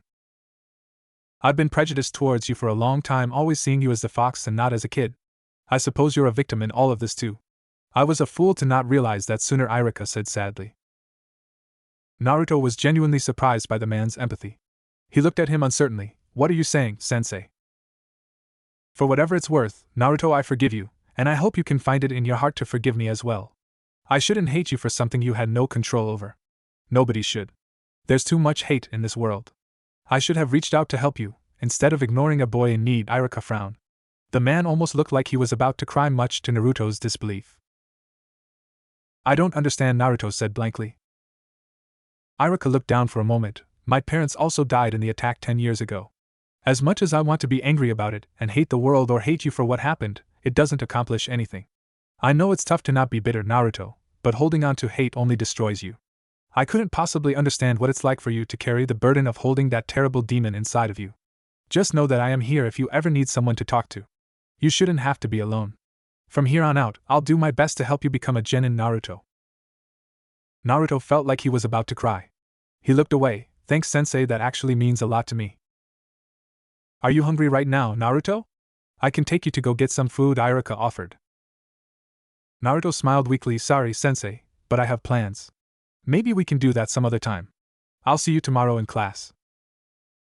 Okay, Naruto, remember I'm here if you need me, Irika reiterated. Without another word, the blonde boy left. Thankfully, nobody appeared to have eavesdropped on their conversation, but Naruto did notice Kiba waiting outside of the academy. The other boy gritted his teeth enthusiastically. There you are, dead last. Been waiting for you. So how's about you tell me what's wrong with you today? Go away, dog breath, I'm not in the mood to deal with you, Naruto said distantly. Akamaru began to bark annoyingly as Kiba growled. So what, you're trying to act all cool now, like that Uchiha bastard? The dog boy ran in and delivered a swift punch to Naruto's face, knocking him to the ground.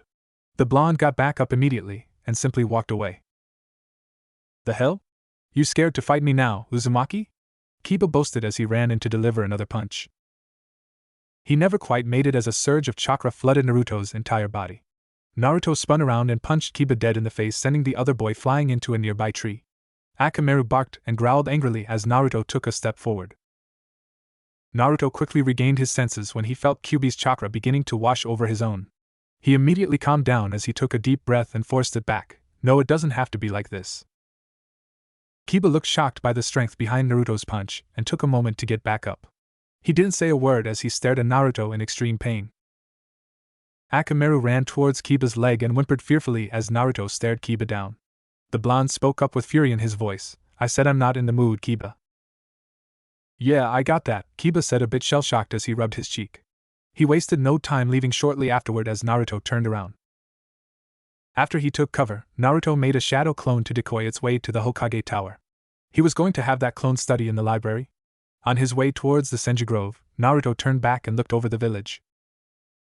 His eyes lingered on the Hokage head monuments sadly. My dad was Hokage. He died to protect this place. Just like Shodame and Nidame. All of them sacrificed themselves. Is that what it takes to truly be Hokage? After staring at the monuments for a good few minutes, Naruto decided to speak to Kyuubi. Hey Fox. I'm surprised you even want to talk to me right now. What do you want? The Kyuubi asked. Earlier, when Kiba was attacking me, I felt your chakra inside of me almost like you were protecting me. Why? You're imagining things, the fox replied. No, I'm not. Why'd you help me? Naruto asked. Kyuubi growled. I'm not about to be stuck with another Kushina for the next generation. If people attack you, then defend yourself. If you refuse to do it, then I will. I could have seriously hurt him if I didn't stop you, Naruto countered. So what? Kyuubi scoffed. I've thought about what you told me during our first meeting, and about my parents' deaths. I want to tell you how I feel about all of this. Naruto changed the subject. It's fine if you hate me. Kushina and Mito both did as well. I don't care if you do too, it's nothing new to me. All of you humans are the same, the fox said callously. Even though you were involved in my parents' deaths, I still don't hate you, Kyubi. In fact, I forgive you, Naruto said slowly. The Bijou was silent for a moment before a disbelieving response followed. You do? How could you possibly forgive me? What makes you think I want your forgiveness anyway? I don't need it. Earlier, when Iruka-sensei reached out to me, it made me realize something, Naruto began. And what is that? Kyubi asked. It's easier to forgive someone than to hate them forever. Nothing will ever change the fact that my parents died, but I still think it wasn't entirely your fault. You were upset and angry, you never had a real connection with anyone in the village despite them using you. They were going to imprison you again, and you knew it. Besides, none of it would have happened if it wasn't for that guy who unsealed you from my mom. My parents died protecting the village, and you fought for your freedom against being the village's weapon. How are both sides not justified in that situation? I can't hate you for that. If I were in your position, I might have done the same thing, Naruto said as tears flowed down his face now. He was no longer able to contain his emotions. He cried silently as he stared at the Hokage monuments. Even after all of this, you still think we can be friends? Why are you so determined to not hate me? The fox demanded. Naruto was surprised by the sadness present in the Bijou's voice. You told me the truth, even in spite of what it would mean. I think a part of you hopes that someone would understand. You're not a monster, Kyubi. I don't care what anyone else thinks. You may have done some terrible things in the past, but that doesn't have to define your future, the boy declared reassuringly. And what does then? What do you suggest I do? Kyubi asked with emotional anger. Being my friend would be a good first step, Kyubi, Naruto replied. The fox seemed upset now. Is that really what you want? For me to make amends and be your little pet? Why should I? The only thing I'm interested in is you killing the Uchiha with the orange mask. We won't always be together, Kyubi. One day I'll be dead too and you'll be somewhere else. I don't want your memories of me to be filled with anger and hate. It would be a waste if we didn't help each other find the right path. Isn't that what true strength is? Doing what others can't? Doing what they won't, he responded strongly. What did you just say? You sound like Hag. The fox couldn't finish the sentence. What do I sound like, Kyubi? Naruto asked. The fox's voice almost cracked. I'm going to tell you something that I've never told any human before. My name is Kurama. Kurama? You have a name? Naruto said, surprised. Only my friends and the other Bijou know it, Kurama responded. Are you saying? Naruto couldn't quite finish as he felt a lump welling up in his throat. Maybe you're right, Naruto. I haven't found the right path, but perhaps we can together as friends, Kurama replied with a warmer and distant tone. Naruto wiped his tears as he stared into the sunset over Konoha. Thanks, Kurama. You're pure-hearted, Naruto, like a sage. I never expected you to show me any empathy. We'll make my parents proud, Kurama. I'll be the best Hokage Konoha has ever seen, and you'll be right there with me. We'll be an unstoppable two-man team, and I'll show the world that Jinchurikis are not monsters. That you're not a monster, Naruto stated strongly as he stared at the Hokage statues. Maybe this is the right path, Kurama said with a melancholy optimism. Speaking of which, I'm late for training with Tobirama-sensei. Naruto thought, alarmed. He quickly got up and bolted in the direction of the Senju Grove. Senju Grove. Upon arriving at the Senju Grove, Naruto was surprised to see his ghost sensei sitting calmly by a small lake. The white-haired man spoke sternly without even turning to look. You're late, I was about to come get you. Sorry, Tobirama-sensei. Naruto didn't get to finish his sentence as the man stood up and interrupted him. I sensed a change in your chakra earlier. I take it you've gained some access to the Kyubi's chakra? Tobirama asked knowingly. Naruto looked away for a moment uncertainly. Yeah, we talked a little. How did you find out? I'm a sensory ninja and I'm linked to your chakra, so I can easily detect changes in you. That being said, it is fortunate that you are on speaking terms with the Kyubi, the Nightingale said calmly. I'm surprised he would think so, Kyubi noted. Tobirama looked at Naruto's eyes for a moment. Have you been crying? The boy looked down shamefully. Yes, sensei. Why? Did the fox say something to you? He asked with uncharacteristic empathy. Should I tell him, Kurama? Naruto asked the fox mentally. Kurama sighed. You might as well. He's dead, so he can't really spread around information, though I doubt he's the type to do that anyway. He told me about my parents and how they died. He said I was the Yandame's son and that my mother was his last Jinchuriki, Naruto answered. Tobirama's eyes widened slightly. Is that right? So he told you that he killed them then? Is that why you're crying? Sort of. There was an Uchiha involved that made him attack the village. Some man with an orange mask. Although, Kurama admitted to me that he wanted to destroy Konoha after breaking free from his Sharingan. I guess my dad died sealing him inside of me and my mother died after Kurama was extracted. It wasn't directly Kurama's fault, he just wanted to fight for his freedom and my parents wanted to protect the village, the boy continued. The man rose a brow curiously. Kurama? Are you talking about the Nine Tails? It has a name? Naruto nodded. He does. And he told you his name? That's interesting. Hashirama and I had a discussion about this once. Some of the Bijou referred to themselves by names, but the Kyuubi never did.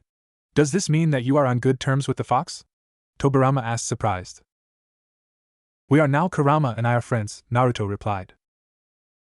The Nidaime nodded with approval. That's very unusual, but I applaud your maturity and initiative. Having the Kyuubi's cooperation will make you much stronger. I'm amazed that it would even speak to you, let alone accept friendship. The Kyuubi never trusted humans after Madara abused its power with his Sharingan. Mito Uzumaki once told me that Kyuubi hated her and Hashirama just as much as Madara. Kurama doesn't like Konoha, sensei. He says that he's tired of being used. I don't want to force anything on him. We're partners in this. He's not a weapon, Naruto stated strongly. The Nidaime had a deep look on his face. I suppose it's not unusual that the Kyuubi would hate Konoha after two Uchihas abused it. How did you get the Nine Tails to tell you all of this? It's rather unprecedented for a Bijou to befriend a human, especially the Kyuubi. I just tried to see his point of view. It's like you said, Sensei, Bijou aren't evil monsters, Naruto said slowly. So you say you're partners now? The Kyuubi wants to help you become stronger? Tobirama asked. Naruto nodded. Yeah, and he wants me to take out that Uchiha bastard with the orange mask. We have work to do. Then you won't stand a chance against an Uchiha with a Mangekyo Sharingan unless you're well past Jonin level. Let's get to training, Tobirama said approvingly. Kurama chuckled lightly. I kind of like him. Really? Naruto responded. He didn't once question or condemn your intention to befriend me. He also doesn't like Uchihas. That's 2 for 2, Kurama spoke up enthusiastically. Alright, Naruto, we're going to continue with your chakra control today and your accuracy, Tobirama announced. My accuracy?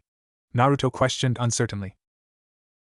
The Nidaime shook his head. If you ever intend on being good at flying Raijin, then you had better be good at throwing kunai and shuriken. Why though? Naruto wondered. With flying Raijin, you can place a seal on a thrown kunai and use it to teleport to that kunai. In truth, it is advanced Fuinjutsu where you essentially summon yourself to your seals. To master this, you should be an expert at throwing projectile weapons, Tobirama explained. Naruto nodded. Alright, let's do it then. One more thing, I gained some recent intel while you were asleep and learned more about the state of the village right now. It's incredibly weak. The Senjus and Uchihas are both nearly extinct now, and there aren't many powerful shinobi here anymore. Hiruzen is strong, but he's well past his prime and he's far too soft. Ever since the Yondaime died, Konoha has become incredibly vulnerable. You must be prepared for an inevitable attack. Other villages will grow bolder the older Hiruzen becomes, the white-haired Hokage followed up. I understand, Sensei. This isn't just about me anymore, Naruto nodded understandingly.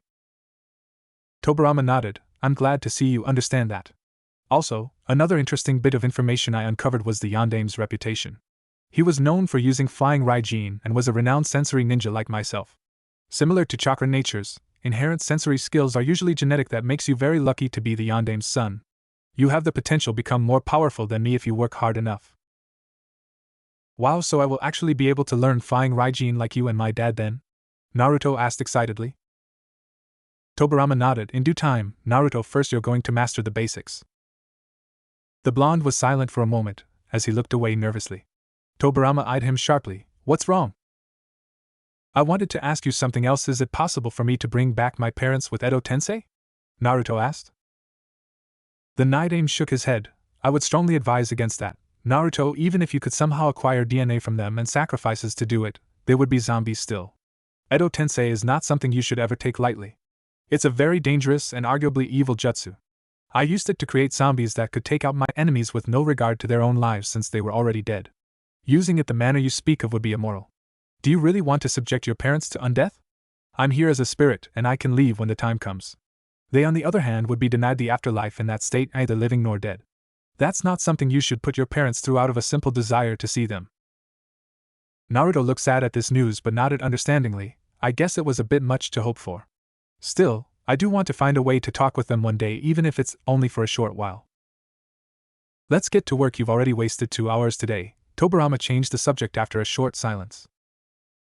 Yes, Tobirama-sensei, Naruto replied. 1 year later. In the following year, Naruto consistently trained every day after school with Tobirama. Every waking hour of his free time other than sleep was spent in the Senju Grove learning and mastering all the basic skills a shinobi possibly could. Naruto spent the first few months perfecting chakra control, accuracy, taijutsu, and kenjutsu. His proficiency with shadow clones only continued to grow with each passing day as he now trained with hundreds at a time. He typically always had some doing basic exercises while the majority would focus on his current day's objectives. True to his word, Tobirama continued to teach the boy new things, and would often set short-term goals and bars for him to reach, which consistently motivated the young blonde to become stronger and stronger. In 1 short year under his ghost sensei's teachings, Naruto now had almost perfect chakra control, remarkable skill with projectile weapons, and a moderately skilled proficiency in kenjutsu. Tobirama only taught a little bit of ninjutsu during this time, much to the blonde's displeasure. He had learned wind levitation, retrieving wind, projectile control, wind explosion, and slashing wind jutsus. All of them were relatively basic wind release techniques, but due to Naruto's enormous chakra pool and excellent chakra control, they were around Chunin level in power. While he was proud of learning wind jutsus, Naruto had been extremely eager to learn more elements. Sadly, however, the others were far more difficult for him to grasp. Earth, being wind's opposite, was challenging for him to learn. To him it felt like trying to write an essay with his non-dominant hand. It was doable, but extremely sloppy and unrefined. Nevertheless, his strong affinities for earth and water had allowed him to learn one ninjutsu from each element. One was rock throw, which was pretty much the most basic earth-style ninjutsu one could learn. The other was water pellet. Rock throw allowed him to throw a small chunk of earth, and water pellet allowed him to shoot a bullet of water out of his mouth. While they weren't impressive, Naruto was extremely proud of learning them. Today, he was having half of his clones practice earth, and the other half practicing water. Tobirama casually glanced around at the clones' training before turning towards the real Naruto. You're slightly better at water than earth. That shouldn't be the case since those elemental natures are balanced within you. Put 60% of your clones on earth training and keep the other 40% on water, Tobirama instructed. The clones immediately redistributed themselves as commanded. A constant year of being drilled by Tobirama had made Naruto good at making these on-the-fly changes. After they redistributed, Tobirama spoke up again. Remember, Naruto, earth chakra is all about power. You want to make your chakra dense and form the hand seals with flex tension. Wind and water are indirect and flowing earth is stalwart and direct. Remember that. Naruto nodded as he corrected himself. All of his shadow clones practicing rock throw seemed to be improving as larger and larger chunks of earth formed out of the ground. I think I'm getting better at earth style, sensei, Naruto stated proudly. Good, now I want you to defeat all of your shadow clones using only earth and water ninjutsu, understood? Tobirama stated.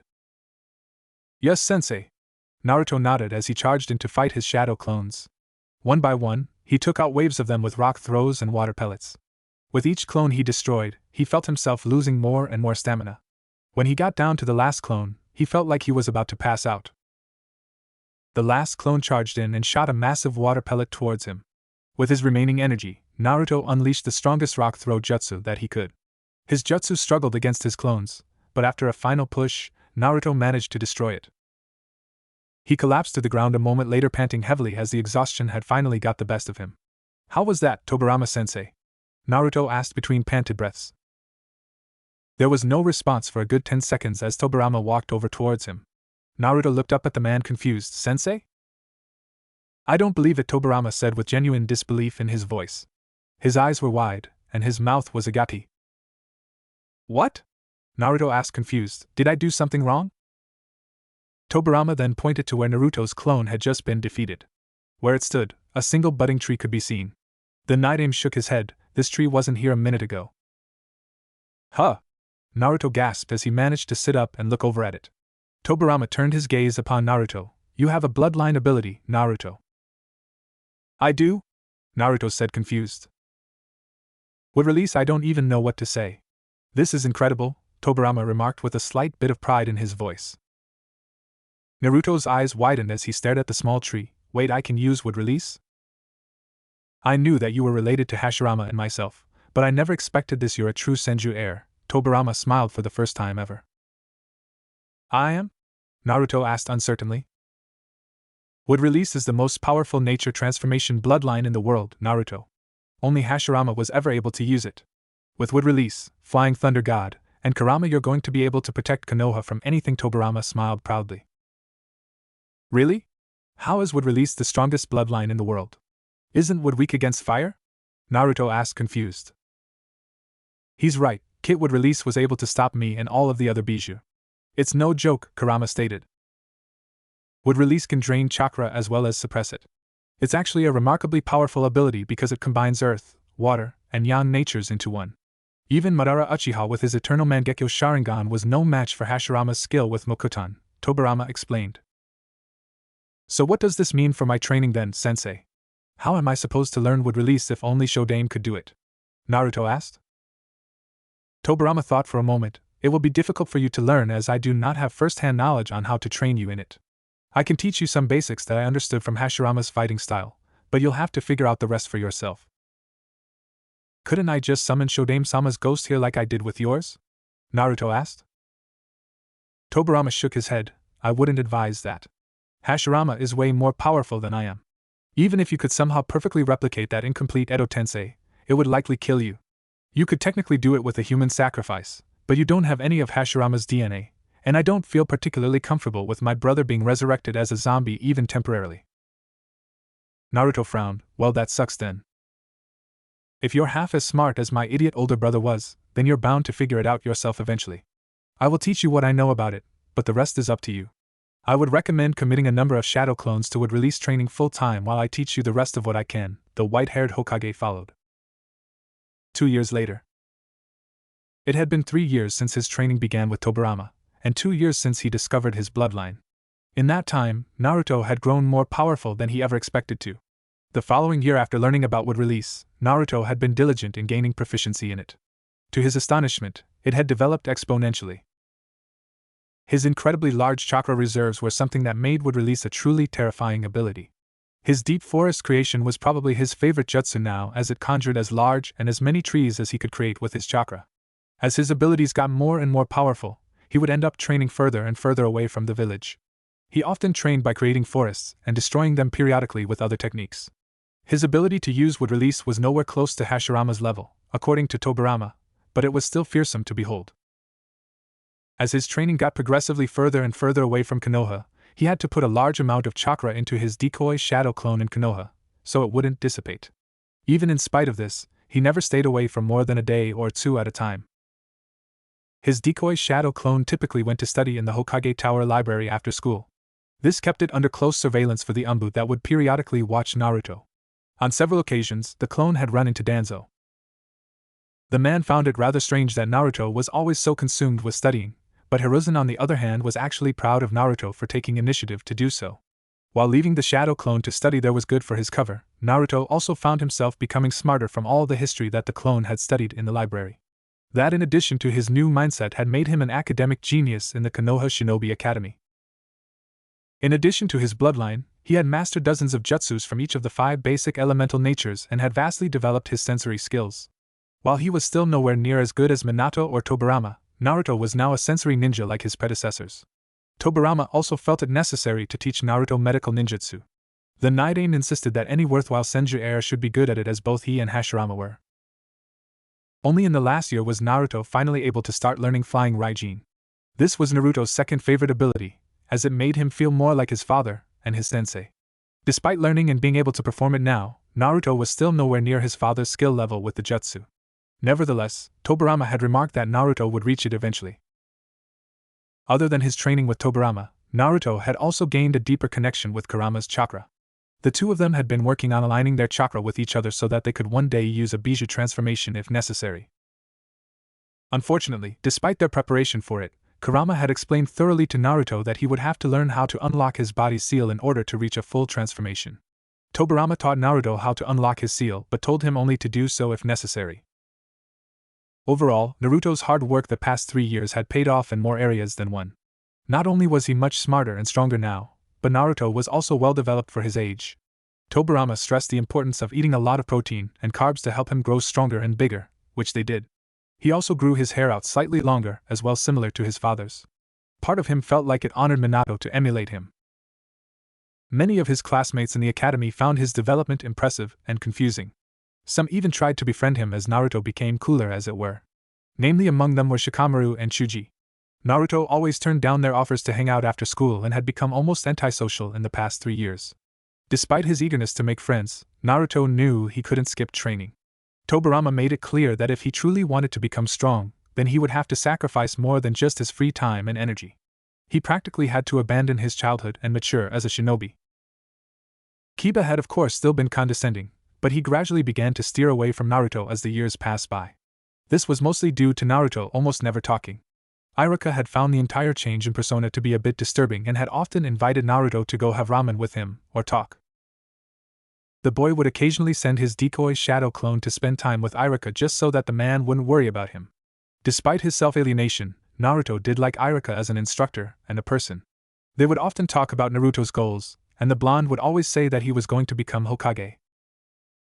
Other than Iruka's concerns, several of Naruto's peers occasionally spied on him from time to time out of a curiosity for Naruto's vast jump in maturity and skills. Chiefly among them were Hinata, obviously, Sasuke, and even Kiba. All 3 of them had stealthily followed Naruto after school to learn more about him, but they always just saw the shadow clone studying in the library or practicing basic academy exercises. Out of the 3, however, only Hinata had been suspicious about the shadow clone. She noticed that Naruto never spoke to anyone other than Iruka and the Sandaime outside of class, and that he didn't do enough after school to really explain why he was so tired all the time. Nevertheless, her shy nature prevented her from ever really following up on the matter. Sasuke found Naruto's improvement noteworthy, but also a bit disturbing. The blonde almost never messed up in class now, and was practically good at everything they did or studied. In fact, it was somewhat humbling for him to witness. Despite being the number 1 rookie in the class, Sasuke was impressed by Naruto's rapid rise in skill. Unlike before, the blonde boy was never flashy or attention-seeking. He never once boasted, and he always seemed like his mind was either focused on what he was doing or off in the clouds. He had developed a slight respect for his classmate over the years, but never once made it obvious. The 2 would be paired in sparring matches on occasion, and Sasuke would still always win them. Despite this, however, Naruto had beaten his accuracy score, and was now ranked 2nd in the class overall. Despite Tobirama telling Naruto to be subtle, the blonde couldn't help but excel at everything in the academy, as it was pathetically easy for him now. He still couldn't beat Sasuke in taijutsu or academics, but Naruto was no longer the joke many had once thought of him as. Currently, the blonde was sitting in class with a very bored look on his face. Iruka looked over the room and spoke up proudly, "You all did an amazing job on the finals yesterday, and it makes me proud that all of you passed. Great job, everyone, especially you, Naruto."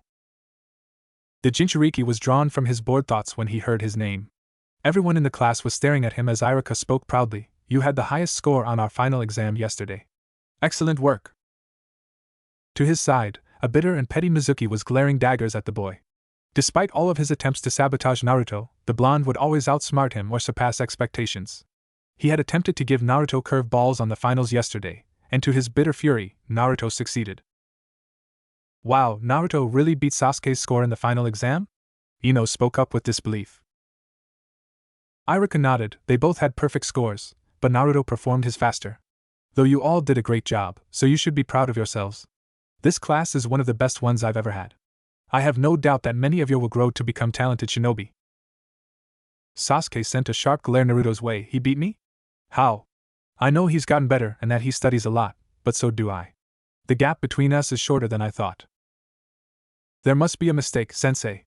There's no way Naruto had a higher score than Sasuke, or even me for that matter," Sakura protested. She took pride in being one of the best students in academics. It wasn't shocking for her to lose to a prodigy like Sasuke, whom she idolized, but Naruto was another matter.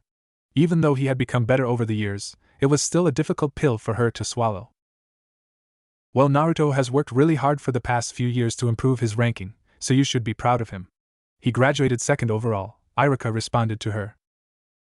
"He has no idea just how hard," Kurama added. "Did I seriously graduate 2nd? Maybe I should have botched some of my stuff or lost a few more matches these past few months. All of these perfect scores really advanced my ranking, I guess," Naruto thought, surprised. What? Naruto got second? What were the ranks overall, sensei? Kiba demanded. Iruka cleared his throat and spoke. Let's see here, third place was Ino. She also had the highest kunoichi score. Ha! You hear that, forehead? I beat you! Ino proclaimed proudly. Shut up, Ino pig. Where was I, sensei? Sakura interrupted. Let's see, Sakura, you were 8th overall, but you were 3rd in academics behind Sasuke and Naruto, Iruka answered. Ha! Naruto beat you, forehead. Ino laughed at her pink-haired rival. Well, apparently he beat you too, Sakura shot back. What about me, sensei? Kiba demanded. Iruka sighed. Kiba, you were 9th overall. Man, really? He complained. That's something to be proud of. There's 30 of you that graduated in this class, Iruka said with a nod. The dog boy crossed his arms unhappily. 9th.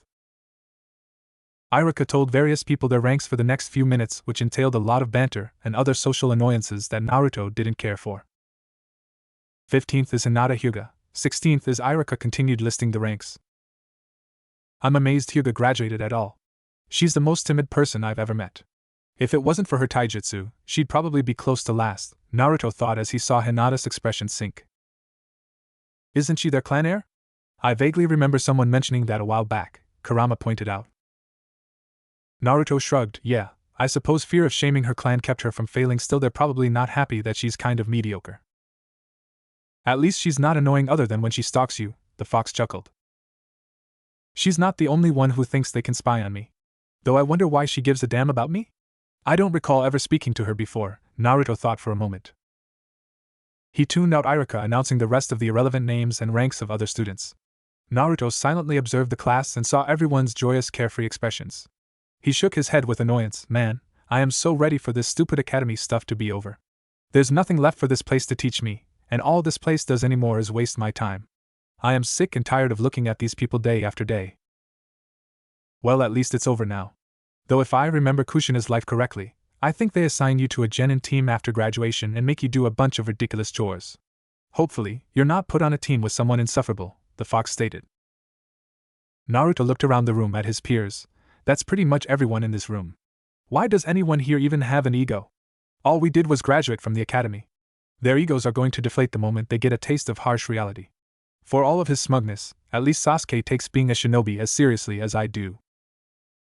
None of these people will have egos when they find out how strong you actually became these past 3 years, Kurama laughed.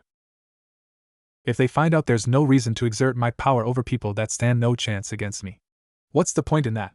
Naruto shrugged. Yeah, it is a bit flashy, but it will be funny to see their reactions. You're going to have to reveal your powers eventually if you want to become Hokage. I actually can't wait to see how the Sandaime reacts, the fox grinned. Naruto thought for a moment. Hopefully, he'll understand I have no idea how people in the village will react when they see me using Mokuton or flying Raijin. With your rankings officially listed, we will now place you into 3-man teams and assign you to a Jonin instructor. These teams are as balanced as we could make them based on your graduation scores and your specific specialties as shinobi. As of this day forward, you're all genin now, Iruka exclaimed proudly. The newly graduated genin all cheered a bit before Iruka silenced the class. Alright, let's see here. Naruto tuned the man out for a moment, as he called out team names. Eventually he regained interest when he started hearing more relevant names. Team 7 will be Sasuke Uchiha, Sakura Haruno, and Kiba Inuzuka. Your Jonin instructor will be Kakashi Hatake. Team 8 will be Shino Aburame, Chuji Akimichi, and Shikamaru Nara. Your instructor is Kurinai Yuhi. I'm on a team with Sasuke-kun. Ha! Suck it, Ino pig!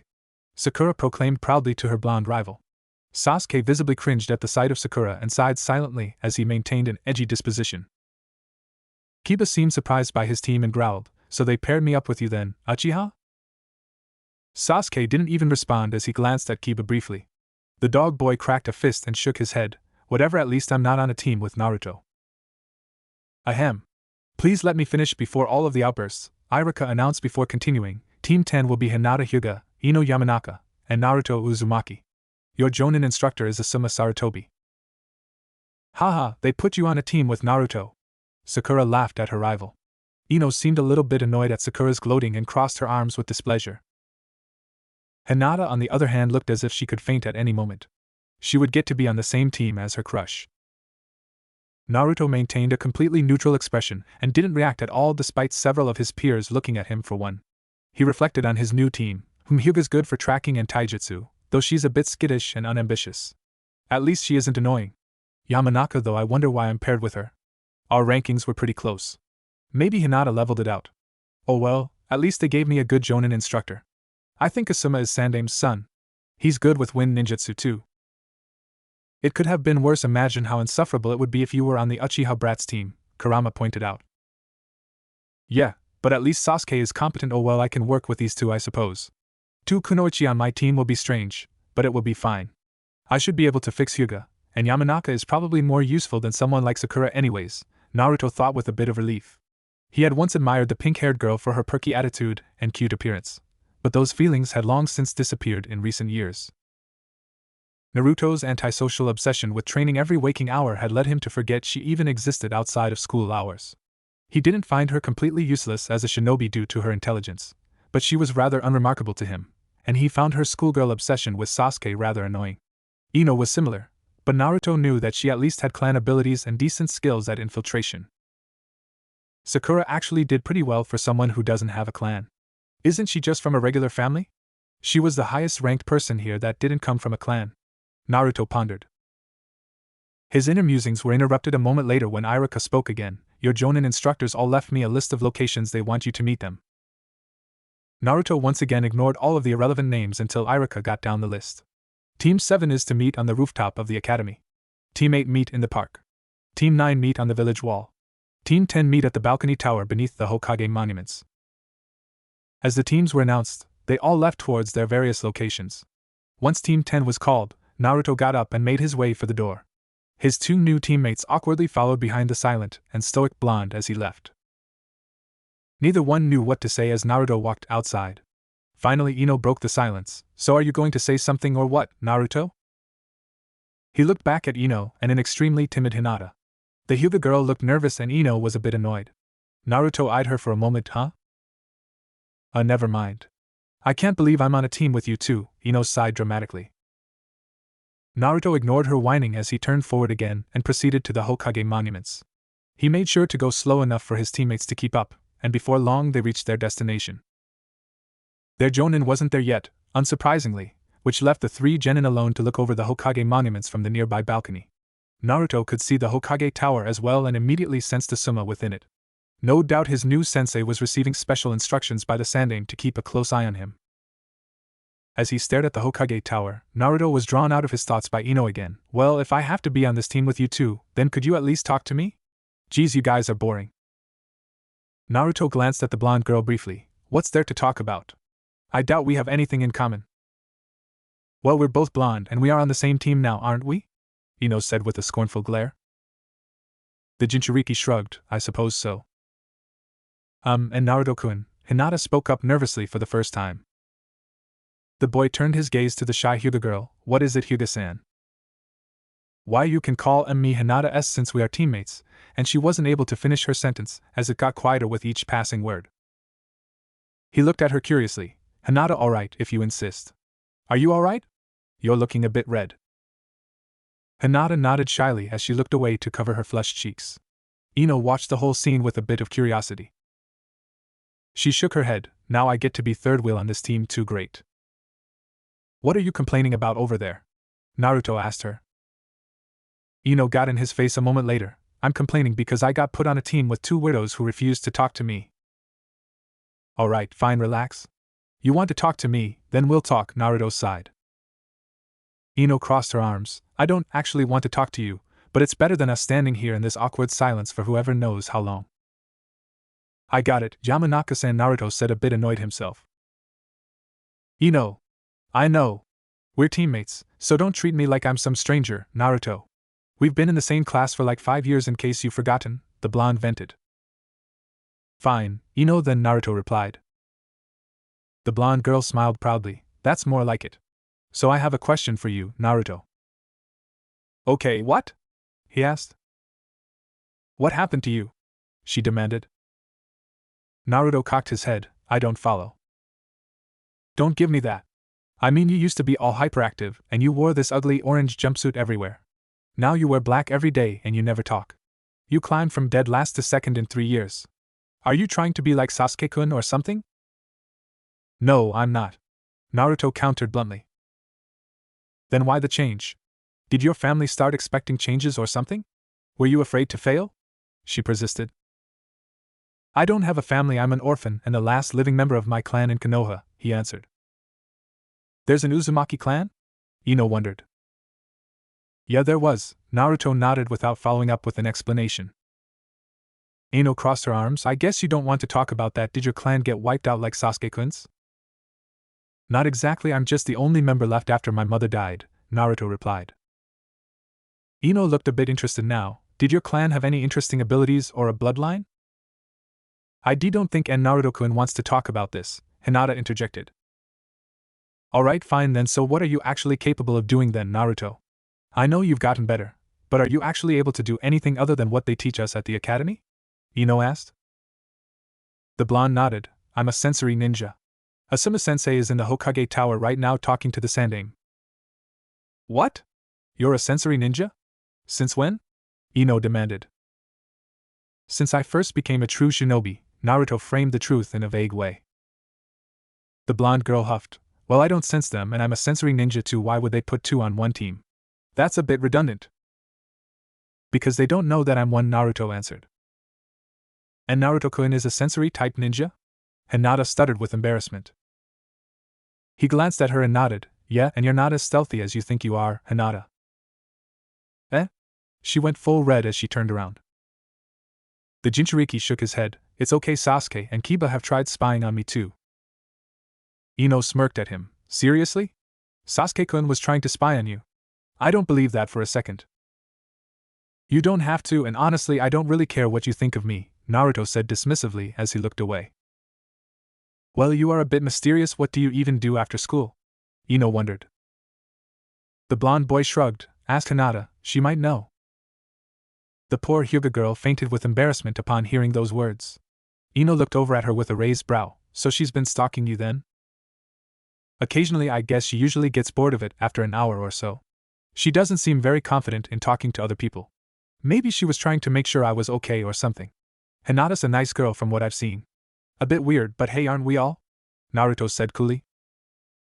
Ino gave him an incredulous look. I'm not weird. You keep thinking that, Naruto said distantly. Hinata regained consciousness a moment later. Naruto immediately addressed her when she looked coherent enough. It's okay, Hinata. I can't blame you or anyone for trying to find out why I'm different.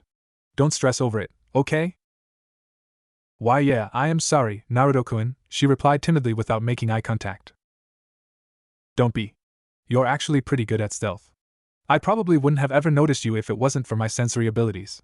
Plus, with the Byakugan, you're also ideally suited for our team. We have an ideal team composition for tracking, stealth, and infiltration. Naruto noted. Ino rolled her eyes. I'm still not buying that you're a sensory ninja. You're telling me you can sense our sensei all the way over in the Hokage Tower? How? I can't. Fine, don't believe me, Naruto shrugged. I'll believe it when I see it, and I want to see it right now, she huffed. Naruto turned towards the street. Test me then. Sense something nearby and ask me what it is. Okay. What's on that corner right there? Ino immediately demanded. A cat. It's black and white and female, Naruto answered. Ino's eyes widened. Lucky guess. What 4 people are over there in that shop? Chakra nature suggests 2 Chunin and 2 Jonin. All 4 male, Naruto responded. The blonde girl seemed more convinced now. Maybe you are a sensory ninja then. Though I still don't believe you can sense our sensei. We haven't even met him. I've encountered him a couple of times at the Hokage's tower. Asuma-sensei is the Hokage's son. He's one of the few people in the village with a strong affinity to wine chakra nature. He's very distinct, Naruto replied. Ino looked somewhat infuriated as she got a bit closer as she leaned in. So what else can you do then if you're so good at this? I'm good at wind ninjutsu too, Naruto shrugged as he briefly channeled a light amount of chakra over the kunai he was reflexively spinning between his fingers. You can do an elemental nature transformation? Ino perked up surprised. Naruto nodded. Yes, I can. Since when? I've never seen you do anything like that at school, she protested. Why would I ever do that at school? It's not really relevant to share or do in the academy. I think Sasuke team can use fire style already and he never talks about it. Plus most students from clans have special abilities like Hinata here. I'm hardly unique in that regard, Naruto replied. Ha! Are you seriously doing this right now? Kyuubi was laughing heartily in his head. Ino frowned at him. Since when have you not cared about what others thought of you? Naruto ignored her as leaned back against the railing and closed his eyes. Man, maybe Sakura would have been a better teammate, at least she would ignore me. You going to answer me or what? Ino interrupted his thoughts. He turned his attention back to Ino after a moment and spoke curiously. Tell me, what can you do exactly? I've already talked enough about myself. I'm from the Yamanaka clan, and my family owns a flower shop. We specialize in ninjutsus, Ino explained. Hinata timidly spoke up again. I'm from the Hyuga clan, and Naruto-kun, though why you probably already know that. Our team could use a medic too. Luckily, we have that covered, Naruto noted as he looked between Hinata and Ino logically. Ino scoffed at him. Are you implying I should become a medic because I'm a girl? What time period are you living in? Not you, I was talking about me. I have the most chakra and pretty good chakra control. Although it would probably do you some good to learn medical skills as well, he noted. You're a medical ninja too? You must be joking. That takes advanced chakra control and many hours of practice. Where would you ever have the time or instruction to learn that? Ino said dismissively. Naruto immediately sliced his hand with a kunai, much to Hinata and Ino's shock. Both girls watched disbelievingly as the wound immediately coagulated and started to heal. Oh damn, I forgot I regenerated super fast, Naruto thought urgently as he immediately held his hand over the wound and green chakra could be seen. A moment later his wound was gone. Ino's eyes widened with amazement. That's amazing. It healed so fast. Who taught you how to do that? Just a friend of mine, Naruto tried to avoid answering. Hinata was confused by the showing. How would Naruto-kun have had time to learn that when he spends most of his time reading and exercising? Maybe he does it when I'm not around. I suppose that would make sense if he was able to sense when people were watching him. So you can teach me how to do that too? Ino chirped excitedly. Naruto shrugged. I could, but only if you have good chakra control. Otherwise, it's going to take a while. Are you kidding me? I have amazing chakra control. Mine's even better than Forehead's, Ino boasted. The Jinchuriki shrugged. Well, maybe I'll make time to teach you then if you're serious about it. Maybe being on a team with you won't be so bad after all, Ino said with approval. Talk about a 180, didn't Night Aim tell you not to show off for schoolgirls? Yet here you are flashing all your fancy abilities fresh out of the academy. Kurama laughed. The Jinchuriki mentally sighed. Well, they're my teammates, and I'm technically not in school anymore. Besides, I don't want her thinking I'm incompetent. Plus, she could benefit a lot from some extra skills. I want to improve my teammates, and this is the way to do it. It's not like I plan on busting out wood release or flying Raijin around them. I suppose that's true, the fox snickered. Asuma-sensei's here now, Naruto thought as he immediately turned towards the location where he knew the Jonin would be. His two teammates noticed this, and a second later Asuma was standing in front of them. Ino was staring intensely at Naruto now. He really is a sensory ninja. Why would he keep that a secret for all these years? I'm so lucky I get to be on a team with Naruto-kun. I hope he can train me too, Hinata thought hopefully. Ah, so this must be Team 10. Nice to meet you kids. I'm Asuma Sarutobi, and I am your new Jonin instructor, the black-haired, bearded man announced himself. Nice to meet you, Asuma-sensei, Naruto replied. The man chuckled lightly. We've met before, haven't we, Naruto-kun? A couple of times over the years. I hear you're the old man's son, Naruto shot back. Asuma nodded. Yeah, you're pretty close with my father, aren't you? Look at him acting like he doesn't already know that, Kurama sighed. As far as he knows, I'm a clueless Jinchuriki that Grandpa Hokage wants him to look over. I'm pretty sure Iruka-sensei never mentioned to anyone that I knew about you. Though, I'd wager he might have told the old man, Naruto responded. Nice to meet you, sensei, Ino spoke up with a smile. The Jonin looked over the three new genin for a moment. Alright, I already know Naruto-kun, but who are you two? Ino Yamanaka of the Yamanaka clan, the blonde girl said proudly. Hinata Hyuga was all the shy girl managed to speak. He nodded casually. Alright, and what are all of your goals? Why did you become shinobi? I am the Hyuga clan heir, Hinata said skittishly. My dad's a shinobi, and as his only child he encouraged me to follow in his footsteps. If I wasn't a ninja, I'd probably run my family's flower shop. I do rather like floral things as well as nature. I aspire to be the wife of Sasuke Uchiha, and the best kunoichi in Konoha. Ino went into more detail than anyone cared to know. Everyone's gaze turned towards Naruto last. The blonde simply shrugged. My goals have never changed. I still want to become Hokage. I want to honor the legacy of my forefathers. Asuma rose a brow slightly. Is he referring to the Hokages as his forefathers? He looks completely serious about it. I wonder how skilled a person with that type of ambition is. I guess I'll find out soon. Asuma nodded as he looked them over. Alright guys, I don't want to keep you long, so here's your briefing. As new graduates, you have a final test tomorrow where you will be judged as a team by your Jonin instructors. If you fail, you'll go back to the academy for another year. Get some sleep tonight, and meet me at Team 10's training grounds tomorrow at 8 a.m. sharp. I look forward to testing your skills. I'll see if you have what it takes to be true genin. Wait, what? Ino spouted, but she never got a response as Asuma disappeared a moment later. She shook her head. We have another test? Seriously? And here I thought I could finally relax now that I'm an actual shinobi. Now that we're actual shinobi, we should work even harder. The only easy day was yesterday, Ino, Naruto said dismissively. She crossed her arms with displeasure. And here my parents threw me a party and everything. How am I supposed to celebrate knowing I have another test tomorrow? Well, I'll see you two tomorrow then. Naruto waved as he leapt onto the balcony railing. Wait. I wasn't done. Ino never got to finish speaking as Naruto disappeared into the distance a moment later. Talking to you, Ino finished the sentence to herself. She briefly glanced over at Hinata and sighed. Well, see you tomorrow I guess. Gee, good night Ino-san, Hinata replied respectfully as the blonde girl left. Senju Grove. As Naruto returned to his usual incognito sanctuary, he noticed Tobirama's ethereal form sitting down looking off into the distance. He approached silently and walked up next to his sensei. The white-haired man turned to face Naruto with a stern look. How did your graduation go? It was fine, a bit boring, but they gave us our headbands. I'm surprised you didn't come to see it, honestly, Naruto responded casually.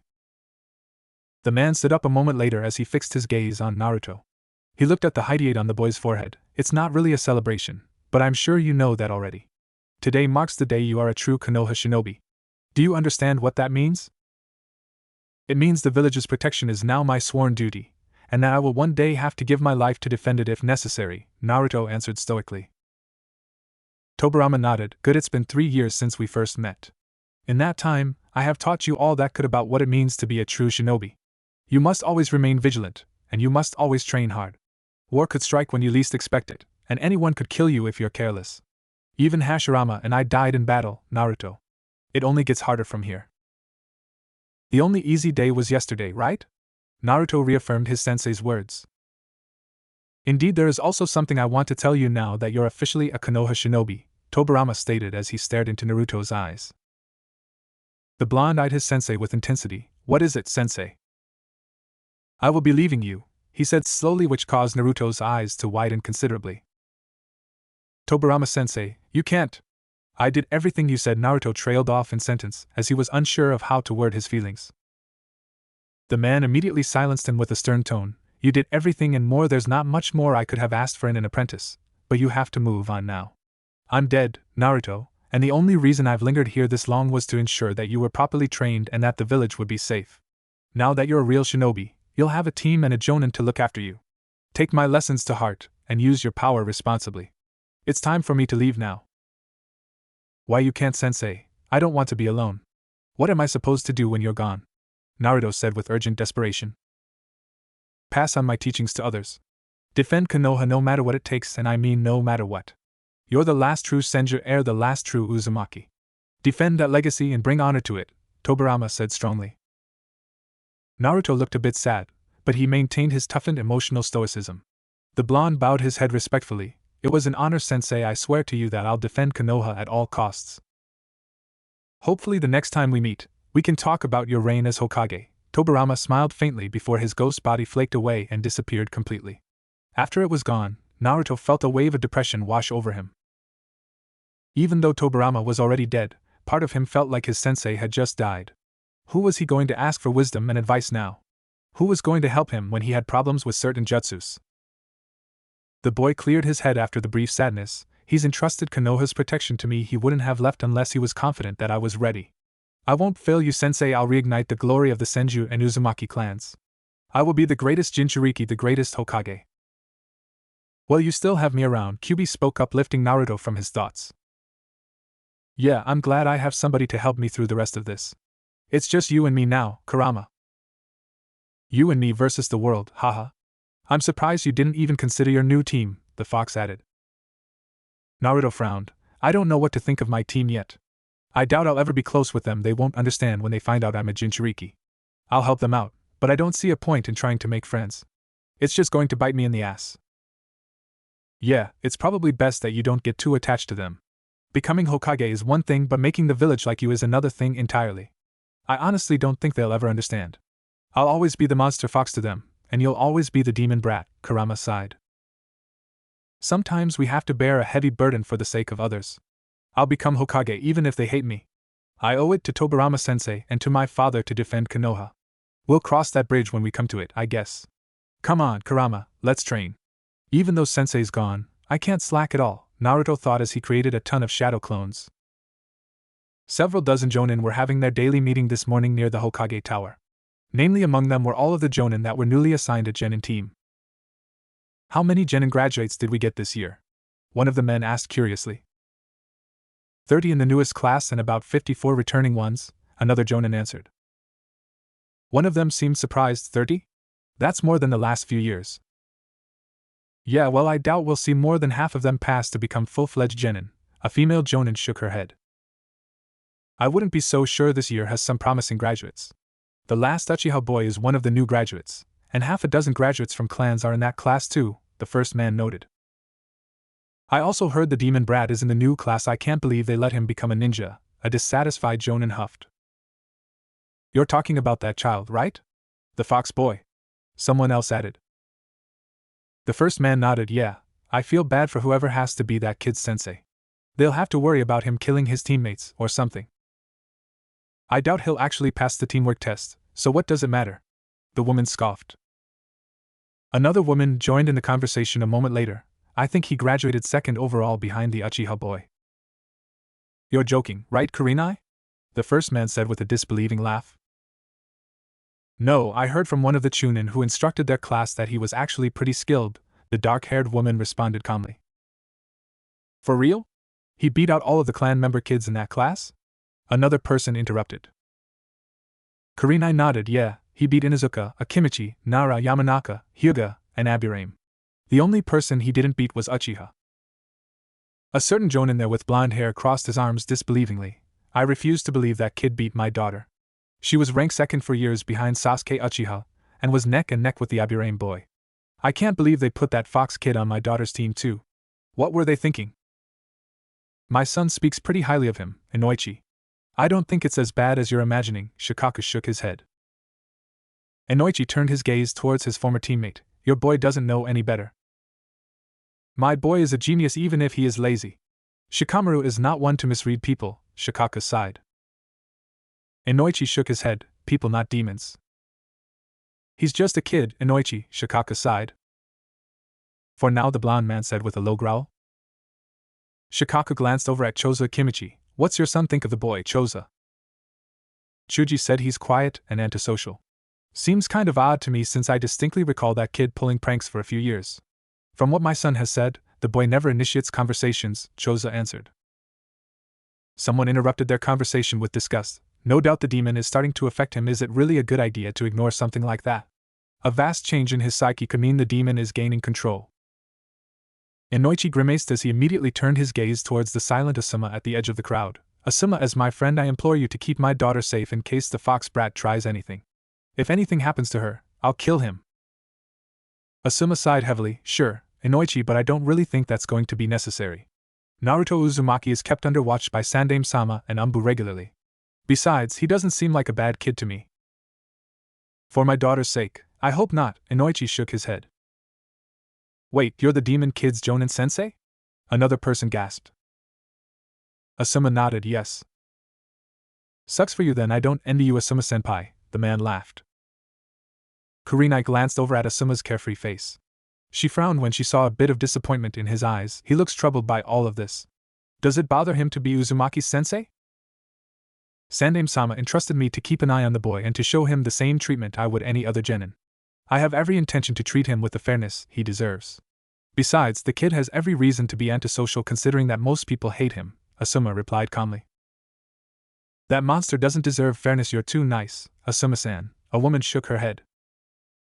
That fox brat shouldn't be a ninja. What is the Hokage thinking? If they want to weaponize the fox, then they should keep him away from the regular ninja. Let Danzo-sama have him, a man growled. In the corner of the meeting, a certain gray-haired man with a mask looked up casually. He sighed heavily, catching everyone's attention. You guys realize he's a Jinchuriki and not the Kyuubi, right? That doesn't excuse anything, Kakashi. That boy could transform into that monster when we least expect it. Inoichi hissed. The masked man simply shrugged. If you say so. Don't forget the Hokage's law, you too. We can't talk openly about this in public, another jonin spoke up. Like that stopped anyone so far, Asuma sighed. Who else is on that team with your daughter, Inoichi-san? Kurenai changed the subject. The tension slightly derailed as the man responded, I believe it's a Hyuga girl. A Hyuga? Well, that's promising at least. Shame they couldn't put all of our kids together, Choza chuckled. That would have been ideal, at least I know I can trust your sons around my precious daughter, Inoichi groaned. You coddle that girl too much, Inoichi. Sometimes change is a good thing. Maybe she'll become stronger from this, Shikaku replied. Asuma shook his head. Your daughter is in good hands with me, Inoichi, so relax. She better be, he said slowly. Who got the Uchiha boy? Someone else asked after a brief silence. Kurenai immediately answered, I believe Kakashi did, though it's hardly surprising. Lucky you? I'd love to have a prodigy genin. None of my kids look all that impressive, the first man from earlier spoke up. The copynin yawned. Yeah, I'm sure he'll be okay. Well, I should probably go now, Asuma spoke up as he made his way towards the training grounds. Let us know how it goes, Asuma-senpai. I'm actually curious if that fox kid is any good, someone announced. Asuma waved. I'll let you know. Team 10 Training Grounds. After a brief bit of searching, Naruto quickly found the location of Team 10's training ground. He calmly walked towards his destination without much urgency. He was currently not in a hurry to get there, as he did not sense Asuma anywhere nearby. As he passed through a brief clearing of trees, he finally came upon the destination. It looked somewhat isolated but was closer to the urban areas than he preferred. Nevertheless, he thought it was neatly tucked away and that it looked appropriate to train in. This place wouldn't be so bad if it was a secret. Maybe I'm just too used to the Senju Grove, but I don't really like it being so close to everything in the village, Naruto thought as he examined the area. He immediately stopped and looked up when he sensed a familiar individual nearby. Sitting up in a tree branch was none other than Ino. Her eyes went wide when Naruto spotted her. He let his gaze briefly linger before looking forward again to continue his survey of the training grounds. It looks like there are two primary points of entry between all of these trees. That rock formation covers the east side, but someone could come over that, I suppose. It would be pretty easy to set traps around this place. Lots of good cover too for ambushes, the boy continued. Hey, you just going to ignore me now? Ino's voice interrupted his thoughts. He turned around and saw the girl leaning against a tree now with crossed arms. The Jinchuriki gave her a brief nod of acknowledgement. Oh hey, Ino. I'm shocked to see you're here early, she said, shaking her head. Why's that? He asked. You always walked into class right when it started, or you were late. I can't believe you're here 15 minutes early, she noted. The boy shrugged. Well, believe it, because I actually don't want to go back to that damn academy for another year. If we weren't at peace, they would have allowed early graduations and I would have been out of there sooner. You hated it that bad, huh? Why exactly? I thought the academy was actually pretty fun, she responded. That's exactly why I hated it. We're training to become ninjas, we don't have time for fun when there's so much to learn. The academy teaches a lot of useful things, some of which could mean the difference between life and death on the battlefield, Naruto explained. Geez, way to go all doom and gloom on me. It's okay to live a little, besides, we're at peace, and why should we take the beginning of our shinobi careers so seriously anyways? Ino replied with a disapproving look on her face. Peace is never lasting and it breeds ignorance and laziness. We should always be vigilant as shinobi. Otherwise, what is the point of being shinobi at all? Naruto countered. Ino scoffed at him. Dude, chill out with that. You're not an umbu yet. Just because we had fun doesn't mean that we took it less seriously. My dad's a jonin, so I know all about what it takes to be a shinobi.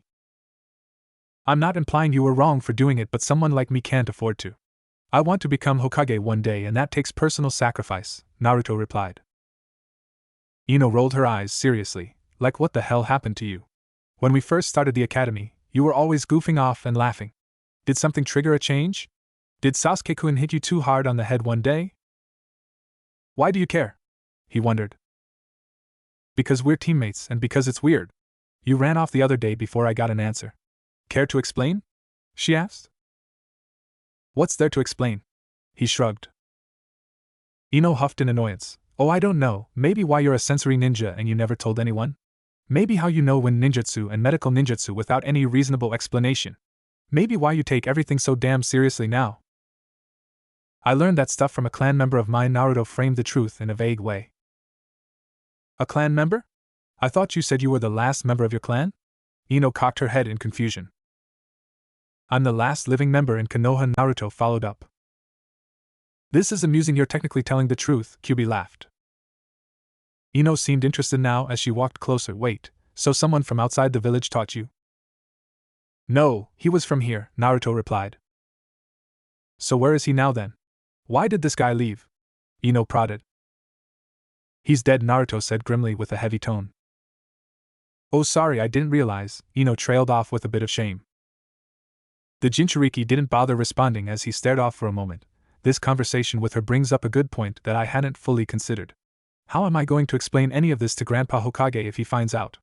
It's only a matter of time before Asuma-sensei realizes that I know elemental ninjutsu. Didn't Nidaime tell you not to let the Hokage know about you using the scroll? I guess it's probably a good idea to come up with a decent cover story. How are you going to explain this to him? Kurama asked. I probably don't have to tell him anything at all. The old man has got nothing on me, and I can avoid his umbu spies or that scrying orb thing he does anyways. I'm technically not lying to Ino about a clan member training me, and Grandpa Hokage has no way to really find out. So long as I keep myself limited to basic jutsus, then it shouldn't be too suspicious, Naruto shrugged. They're bound to be extremely suspicious if you refuse to give an answer, Kurama sighed. Let them be suspicious, I can outmaneuver them, and they have no way of learning my secrets unless I tell them. If the old man starts asking questions, I'll just tell him that every shinobi has their secrets. What's he going to do, force it out of me? Naruto replied. The fox seemed uncertain. Well, that's probably fine so long as you keep your wood release and flying Raijin abilities to yourself. Though even that shadow clone jutsu was in the Forbidden Scroll. I'd be careful using shadow clones in front of anyone. Good point, Kurama, I'll definitely keep that in mind, Naruto replied. So you really miss this guy then, huh? Is that why you're always so focused and antisocial now? Ino interrupted Naruto's thoughts with a question. Naruto looked at her with a bit of emotion seeping from his eyes. Yeah, I do miss him. He was like a father to me, especially since I never knew mine.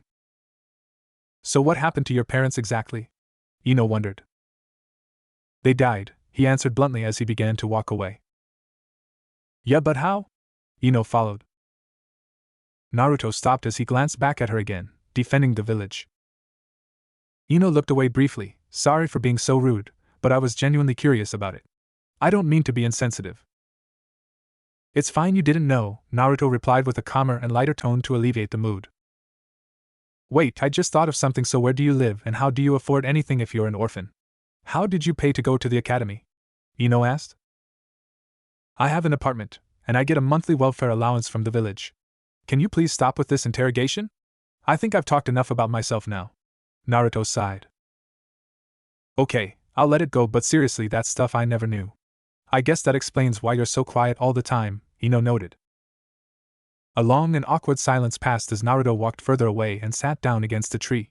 He reflexively spun his kunai around as he stared blankly at it. Tobirama-sensei, what am I going to do without him? I used to look forward to seeing him every day after school. What the hell do I have to look forward to now? You really thought of him as a father? Kyubi spoke up, confused. Sort of, maybe more like a badass uncle. Either way, he always had an answer for all of my problems. The world seemed so orderly and logical with him around. Everything just made sense when he was here. All of my goals and dreams weren't just baseless wishes anymore, they were mapped out and achievable. No matter how hard his training was, I pushed myself because I wanted to make him proud of me. I don't know what having a father is like, but that's how I always imagined it when I was younger.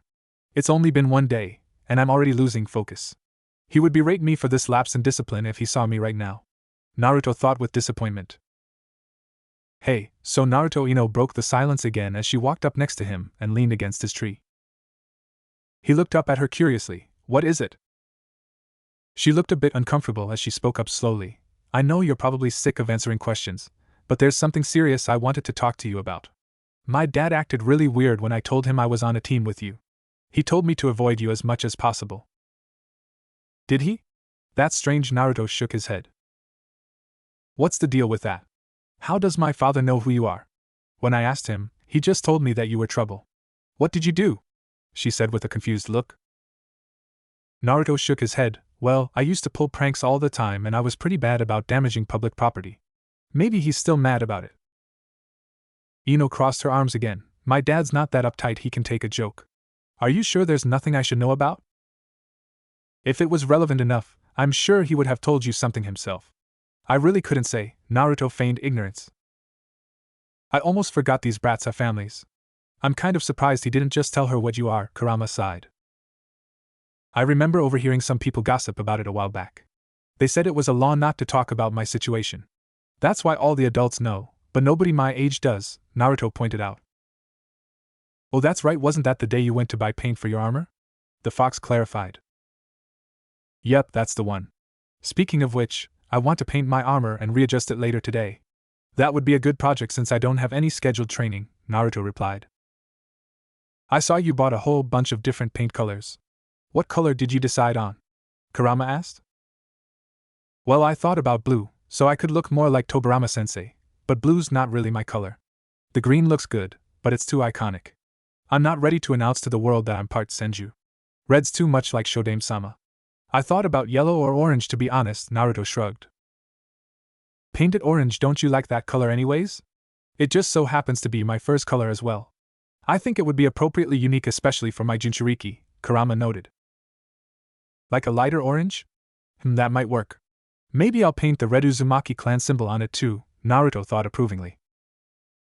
Well, orange and black look good together, and it just so happens to be my favorite color, plus then you'll actually match me, the fox said suggestively. I didn't think you cared for such things, but orange it is. I think that'll look good, the boy agreed. Did you hear what I said? Naruto, you there? Ino waved her hand in front of his face. He looked up sharply. Huh? Geez, were you even listening to me? I said Hinata just showed up, Ino exclaimed.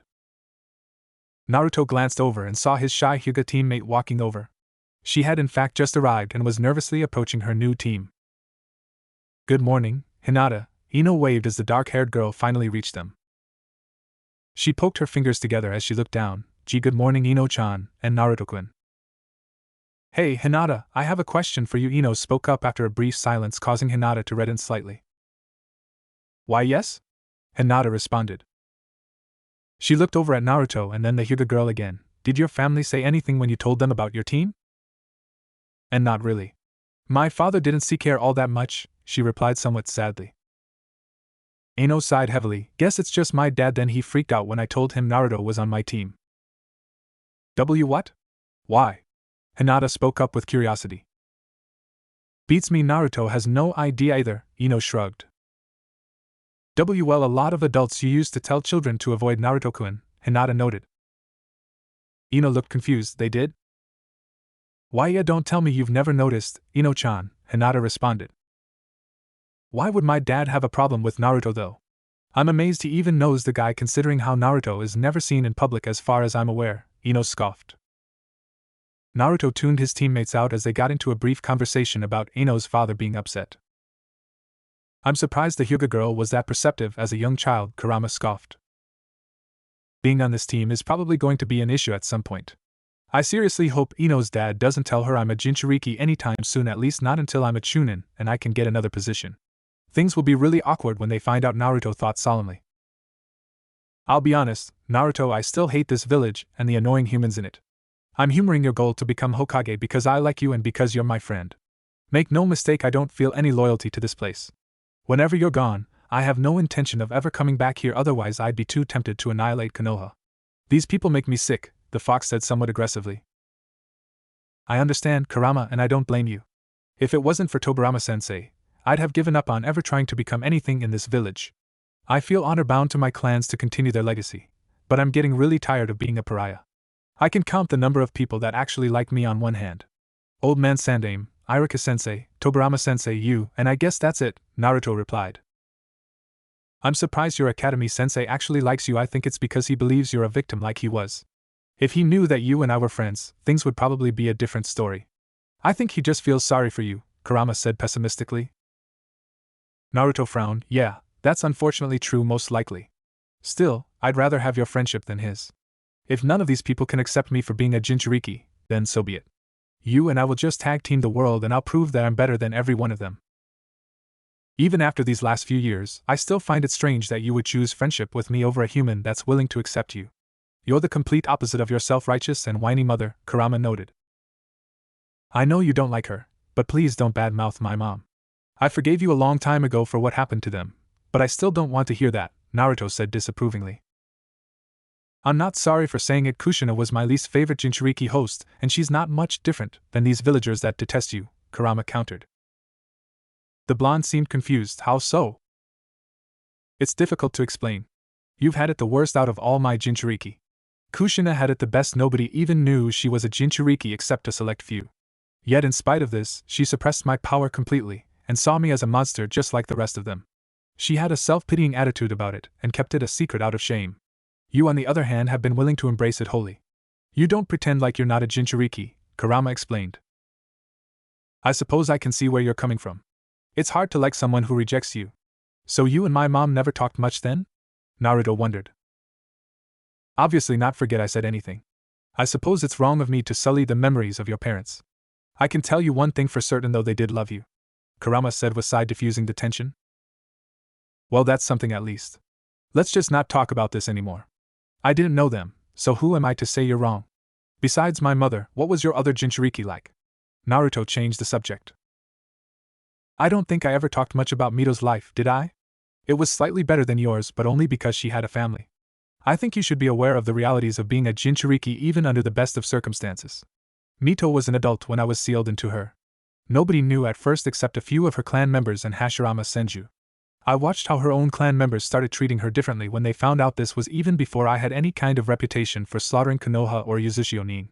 While they weren't openly hostile, they subjected Mito to an even worse fate: fear, isolation, and disingenuous camaraderie. People rarely came near by choice except her own children and Hashirama himself. Just think about that for a moment. Even before I became the demon fox and was a monster to your village, people still treated her like she wasn't human. I don't want to discourage you for trying to prove to the world that Jinchurikis aren't evil, but I think it's something you should be aware of. So long as anyone knows you're a Jinchuriki, then you'll always be a pariah to the population at large. Kushina knew this, and that's why she kept me hidden away and why Mito kept herself hidden away. Kurama explained with a heavy tone. I hope you're wrong, Kurama, otherwise what was the point of all this? Naruto said distantly. The Jinchuriki tuned back into reality when he heard Ino complaining, I still can't believe we have to do another test even though we already graduated. Naruto stood up and looked between his two teammates briefly. So I've been thinking about what this test is about. Really? And what have you come up with then? Ino wondered. The Jinchuriki paused for a moment as he looked at Ino intensely. I think it's some sort of psychological test to see how we'll handle being a genin team. I'm not sure what the objective is, but it's probably best that we work together to accomplish it. So like teamwork then? Is that what you think this is about? Ino clarified. Naruto shrugged. Maybe, but I can't think of any other reason they'd have to test us the day after we joined our teams. That's a good point, I suppose, Ino nodded. I've seen this nonsense before with Kushina. It's a teamwork test. You were actually right about that, Kurama interjected. You could have told me that sooner, Naruto sighed mentally. It didn't seem very relevant, and you were focused on other things, the fox replied. And Naruto-kun, Hinata never got to finish her remark as Ino interrupted. The blonde girl sighed dramatically. It's already 8 a.m. Where's Asuma-sensei? Do you sense him yet, Naruto? He looked around for a moment before kneeling to the ground and touching it.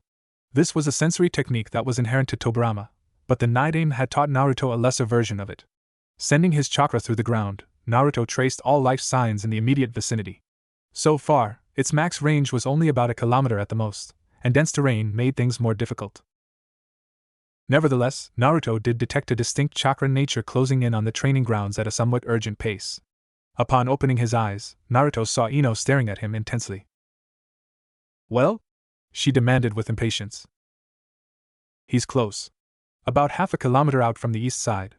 By my estimate, he'll be here in 2 minutes or so if he runs," Naruto answered. A bit of envy filled her eyes as Ino huffed in disapproval. "My dad's a jonin and a sensory ninja too. He's never just touched the ground and knew where someone was. That's the kind of ability I'd expect someone in Umbu to have." "Yeah, well, maybe I'll end up there at some point. I'm probably better suited for that type of work anyway," Naruto shrugged.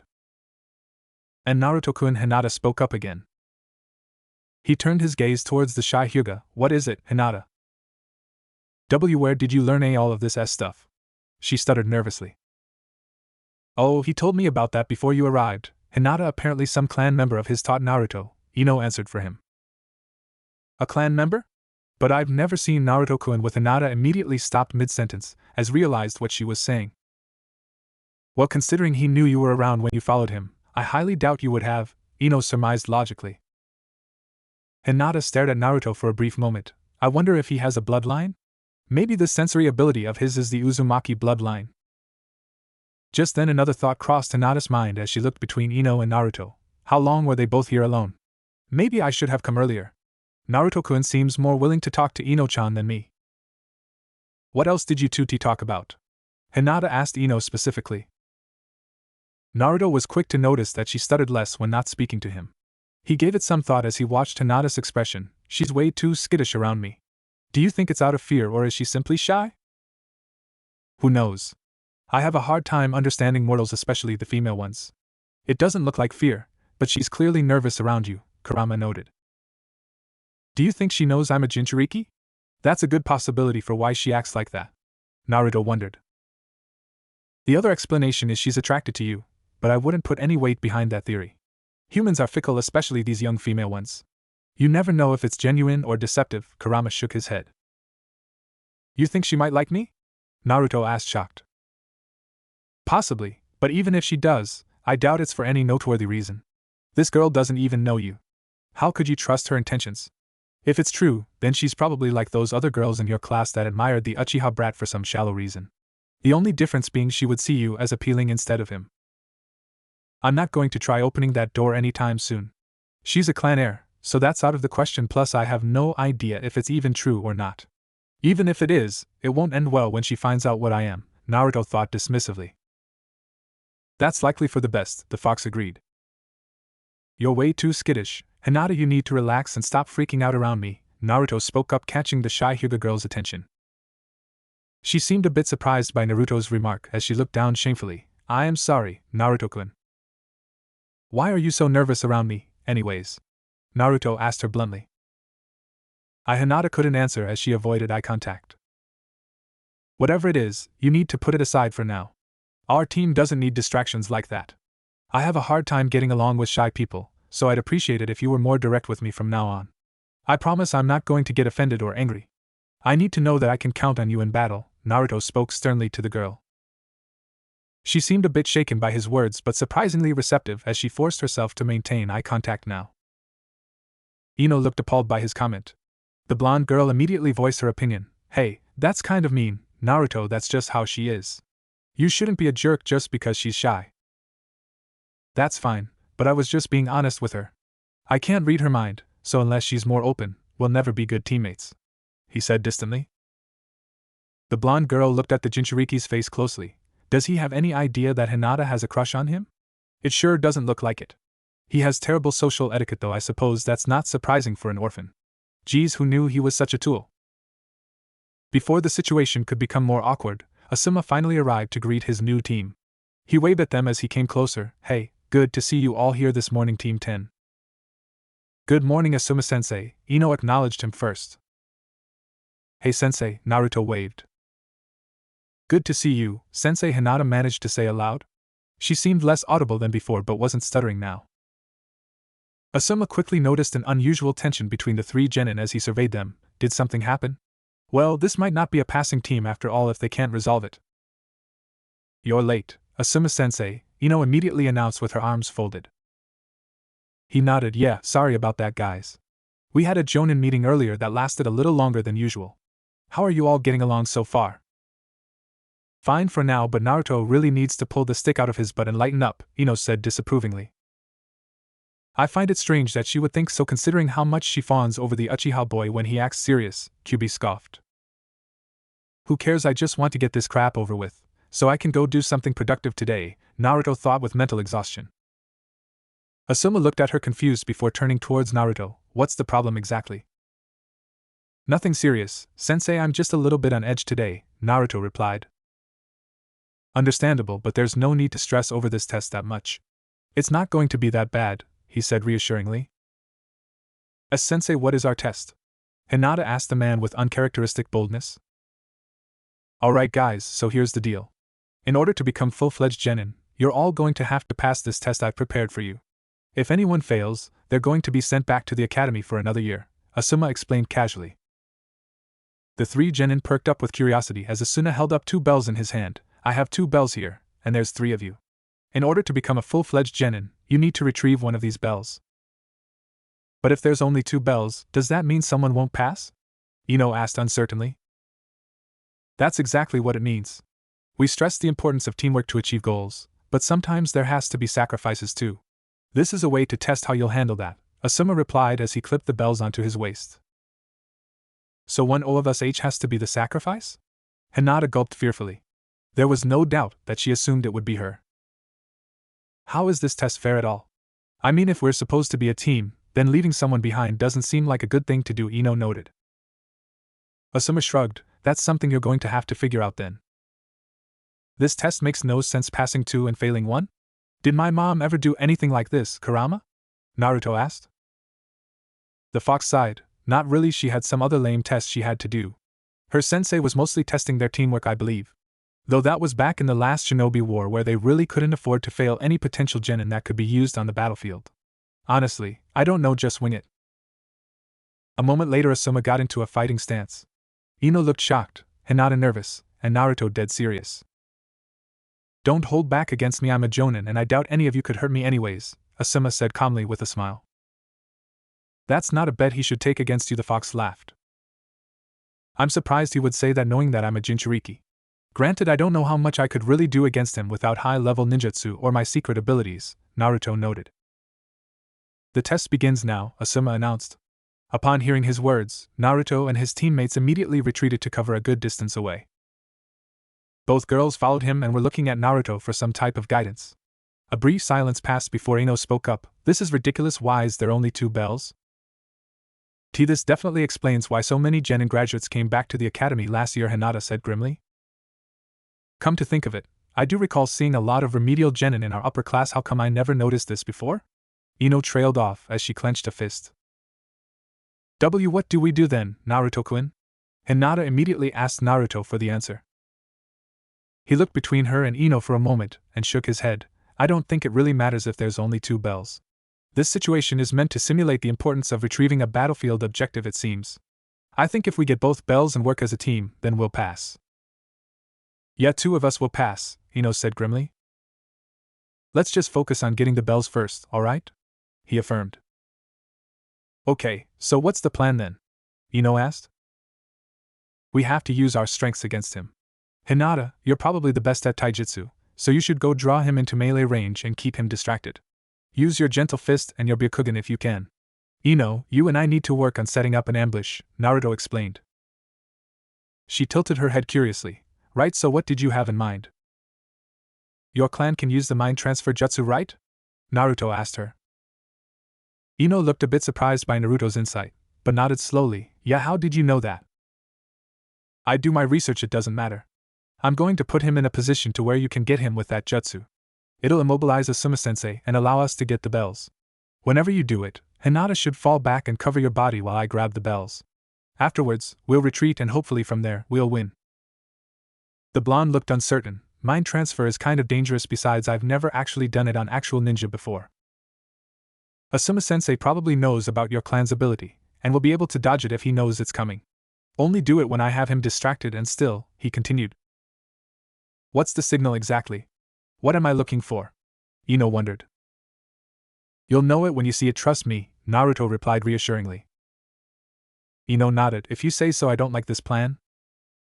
Come on, let's go, Naruto said seriously as the three genin leapt from cover and back into Asuma's path.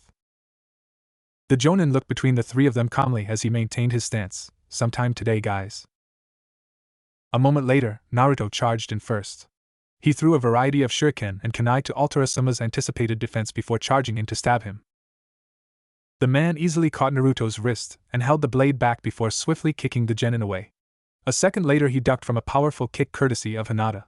The Hyuga girl had her Byakugan activated and was fighting with more intensity than either Naruto or Ino expected. Asuma kept the majority of his focus on avoiding Hinata's gentle fist strikes, but never gained an immediate edge over the girl as Naruto and Ino swept in for cheap shots and a few bell grab attempts. This went on for about a minute until Asuma started getting more serious. He swiftly kicked Hinata back, causing the girl to go skidding over the ground after a backflip. He spoke approvingly. You're a pretty aggressive fighter for such a meek girl, Hinata Hyuga. I suppose that's to be expected of a Hyuga. Naruto took this moment to sweep in and nearly swiped Asuma with a kunai. The Jonin reacted quickly by drawing his chakra blade trench knives and parrying the kunai with one of them. He was physically stronger than Naruto, which made the clash short-lived. Thinking fast, Naruto ducked from a swing and drew a second kunai. Asuma responded by readying his other trench knife. The two then had a swift and impressive battle of blades as they furiously jabbed, cleaved, and spun around one another. Naruto eventually got the upper hand, but upon stabbing the man, he disappeared into a log substitution. Quickly surveying the ground, Naruto charged towards Hinata and nearly blindsided the Jonin who had literally just come out of cover next to her. Asuma looked surprised by Naruto's reaction time and spoke approvingly. You're pretty fast, Naruto Uzumaki. Good reflexes. Hinata flanked the Jonin and charged in for supporting attacks as Naruto got into another knife fight with Asuma. Seeing he was disadvantaged, Asuma delivered a powerful kick into Naruto, knocking him back into a nearby tree. He then turned towards Hinata to deal with her.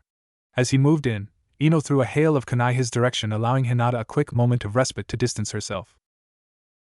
Naruto did not allow for a moment's pause as he immediately took the offensive again to refocus Asuma's attention on him. He quickly put a kunai in his mouth for an extra blade and fought with increased speed against Asuma. The Jonin looked a bit surprised by the genin's gradually increasing speed. He's moving faster than before, he doesn't even look tired at all. Was he just warming up to test me?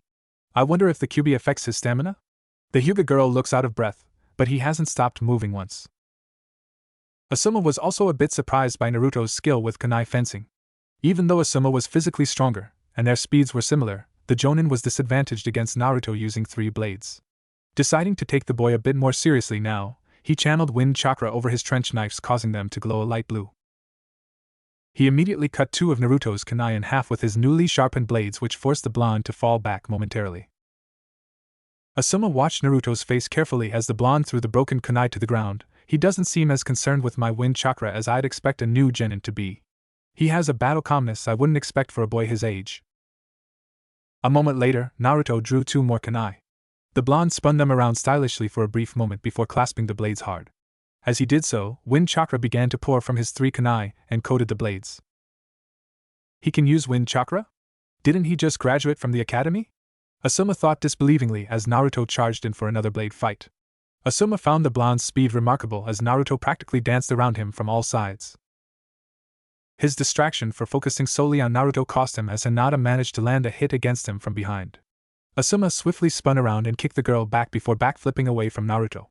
The blonde briefly looked over to see Ino at mid-range. She looks like she's in place. Now for the signal. Naruto threw 2 of his kunai towards Asuma, which the man expectedly deflected. Naruto then moved in and formed hand seals with the last kunai in his mouth. He spoke through gritted teeth. Kaze Shunshin no Jutsu, wind instantaneous body skill. In a gust of wind he practically appeared right next to Asuma, catching the Jonin off guard for a moment. He also performed wind retrieval with one-handed seals, bringing his 2 kunai back to each hand.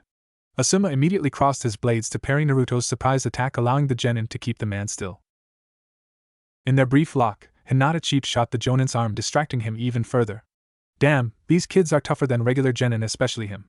Was that a wind body flicker? Asuma thought as Naruto pushed as hard as he could. Where's the third one? Oh wait.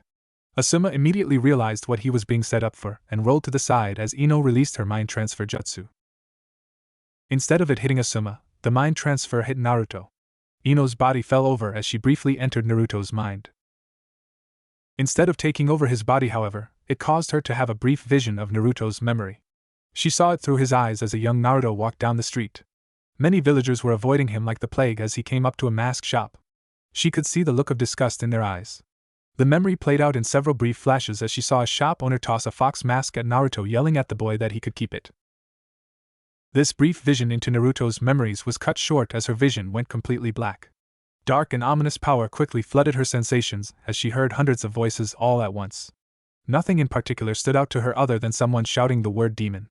A moment later, red chakra appeared in the darkness, followed by a fearsome voice, "Get out!" Ino was immediately forced out of Naruto's mind by this voice. Upon returning to her body, Ino looked around horrified for a moment until she realized she was herself again. She briefly glanced at Naruto, who looked a bit unhappy, but otherwise fine. Hinata had wide, fearful eyes and Asuma was concerned. "You almost had me with that setup, you three, not bad," Asuma spoke up, causing the genin to regain their resolve. Ino briefly stared at Naruto, confused. What the hell was that dark voice in his mind? Was it him? I wonder why the mind transfer didn't work. Was that his past I saw? "We got the bells, Asuma-sensei," Naruto spoke up, causing the man to eye him confused. True enough, Asuma noticed they were both gone. He could barely believe it as he saw Hinata holding both of them, much to his surprise. "When did they grab them?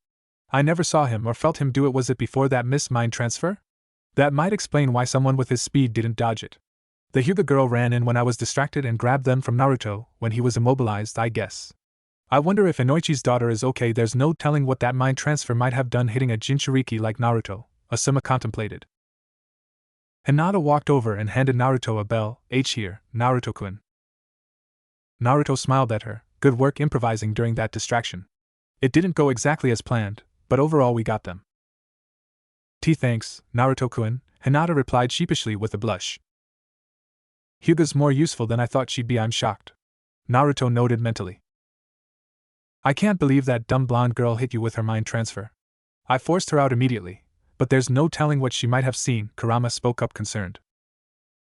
"I guess I'll ask her about it later. She doesn't seem to be freaking out, so maybe it wasn't much," Naruto replied. "Good point." The fox nodded. "Alright, well, since you two got the bells, your teammate is being sent back to the academy. Good efforts all around though," Asuma said sternly. Ino looked dejected and filled with shame. "I'm the sacrifice, huh?" Asuma sighed as he watched the genin. "Here's the real test. I wonder what they'll do." Hinata looked away sadly as Ino hung her head in shame. The Hyuga girl spoke up emotionally. "I'm sorry, Ino-chan." "Here, take my bell, Ino," Naruto spoke up, causing Ino and Hinata's eyes to widen. Asuma looked at Naruto seriously. "You sure you want to do that? You'll have to go back to the academy for another year." "Yeah, I'm sure," Naruto replied stoically as he handed the bell to Ino. "What are you doing?" Kurama asked. "I'm resetting so that I can get another team.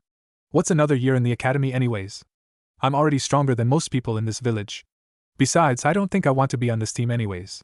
Both of them are from clans and are too high profile for my liking," Naruto responded.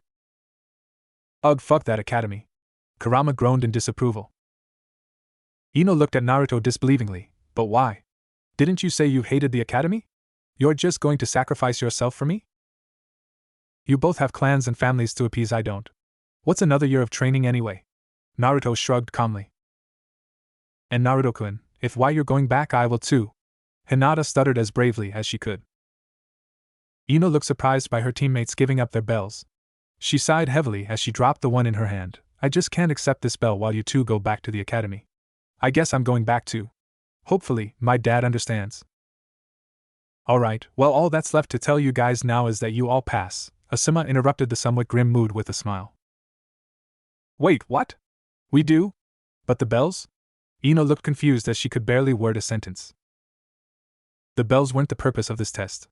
No matter if you got the bells or not, the test is meant to determine how you would handle one of your teammates being a sacrifice. It shows camaraderie and loyalty to your team by all of you choosing to do the same thing. As shinobi, we must always value our objective as a priority, but we must never forsake our own teammates just for an objective. The only time this is acceptable is when there is no other choice, though you shouldn't have to worry about that until you're all Chunin, Asuma elaborated. Well, that's a convenient turn of events. I guess I'm stuck with these two after all, Naruto sighed mentally. I don't think I could have handled another year of that place, Kurama said with relief. So what would have happened if we didn't get the bells? Naruto asked. Asuma shook his head. If you didn't, I would still fail the person who gave the weakest effort, and you would be in the same position. I must say though, you're the only genin team in recent history that's ever actually gotten a bell that I know of. The Hokage told me that the Sannin also did as well when he trained them as children. So what now, sensei? Naruto asked somewhat anxiously. Tomorrow we'll be starting our first missions as a team. Take the rest of the day off and celebrate, you've all earned it. Meet me here tomorrow, same time, Asuma said proudly. Naruto glanced over at his two teammates. Good job you two, I'll see you tomorrow. Without another word, the blonde boy was the first person to leave. Asuma glanced over at Ino and Hinata curiously. Is something wrong? Hey, Asuma-sensei, have you ever heard of the Uzumaki clan before? Ino asked curiously. He glanced at the girl perplexed. Why do you ask? Naruto is apparently the last Uzumaki, at least that's what he told me, Ino replied. Asuma crossed his arms. Yes, I have. They're an old clan from the Whirlpool village. They had good relations with the Senju clan though. They were Konoha's closest allies during its founding. Do they have a bloodline? Ino wondered. The Jonin shrugged. None that I'm aware of. The Uzumaki clan was wiped out a long time ago, I believe. They were pretty renowned for Fuinjutsu and healing though. I also heard they had large chakra reserves. Hinata perked up curiously. Healing?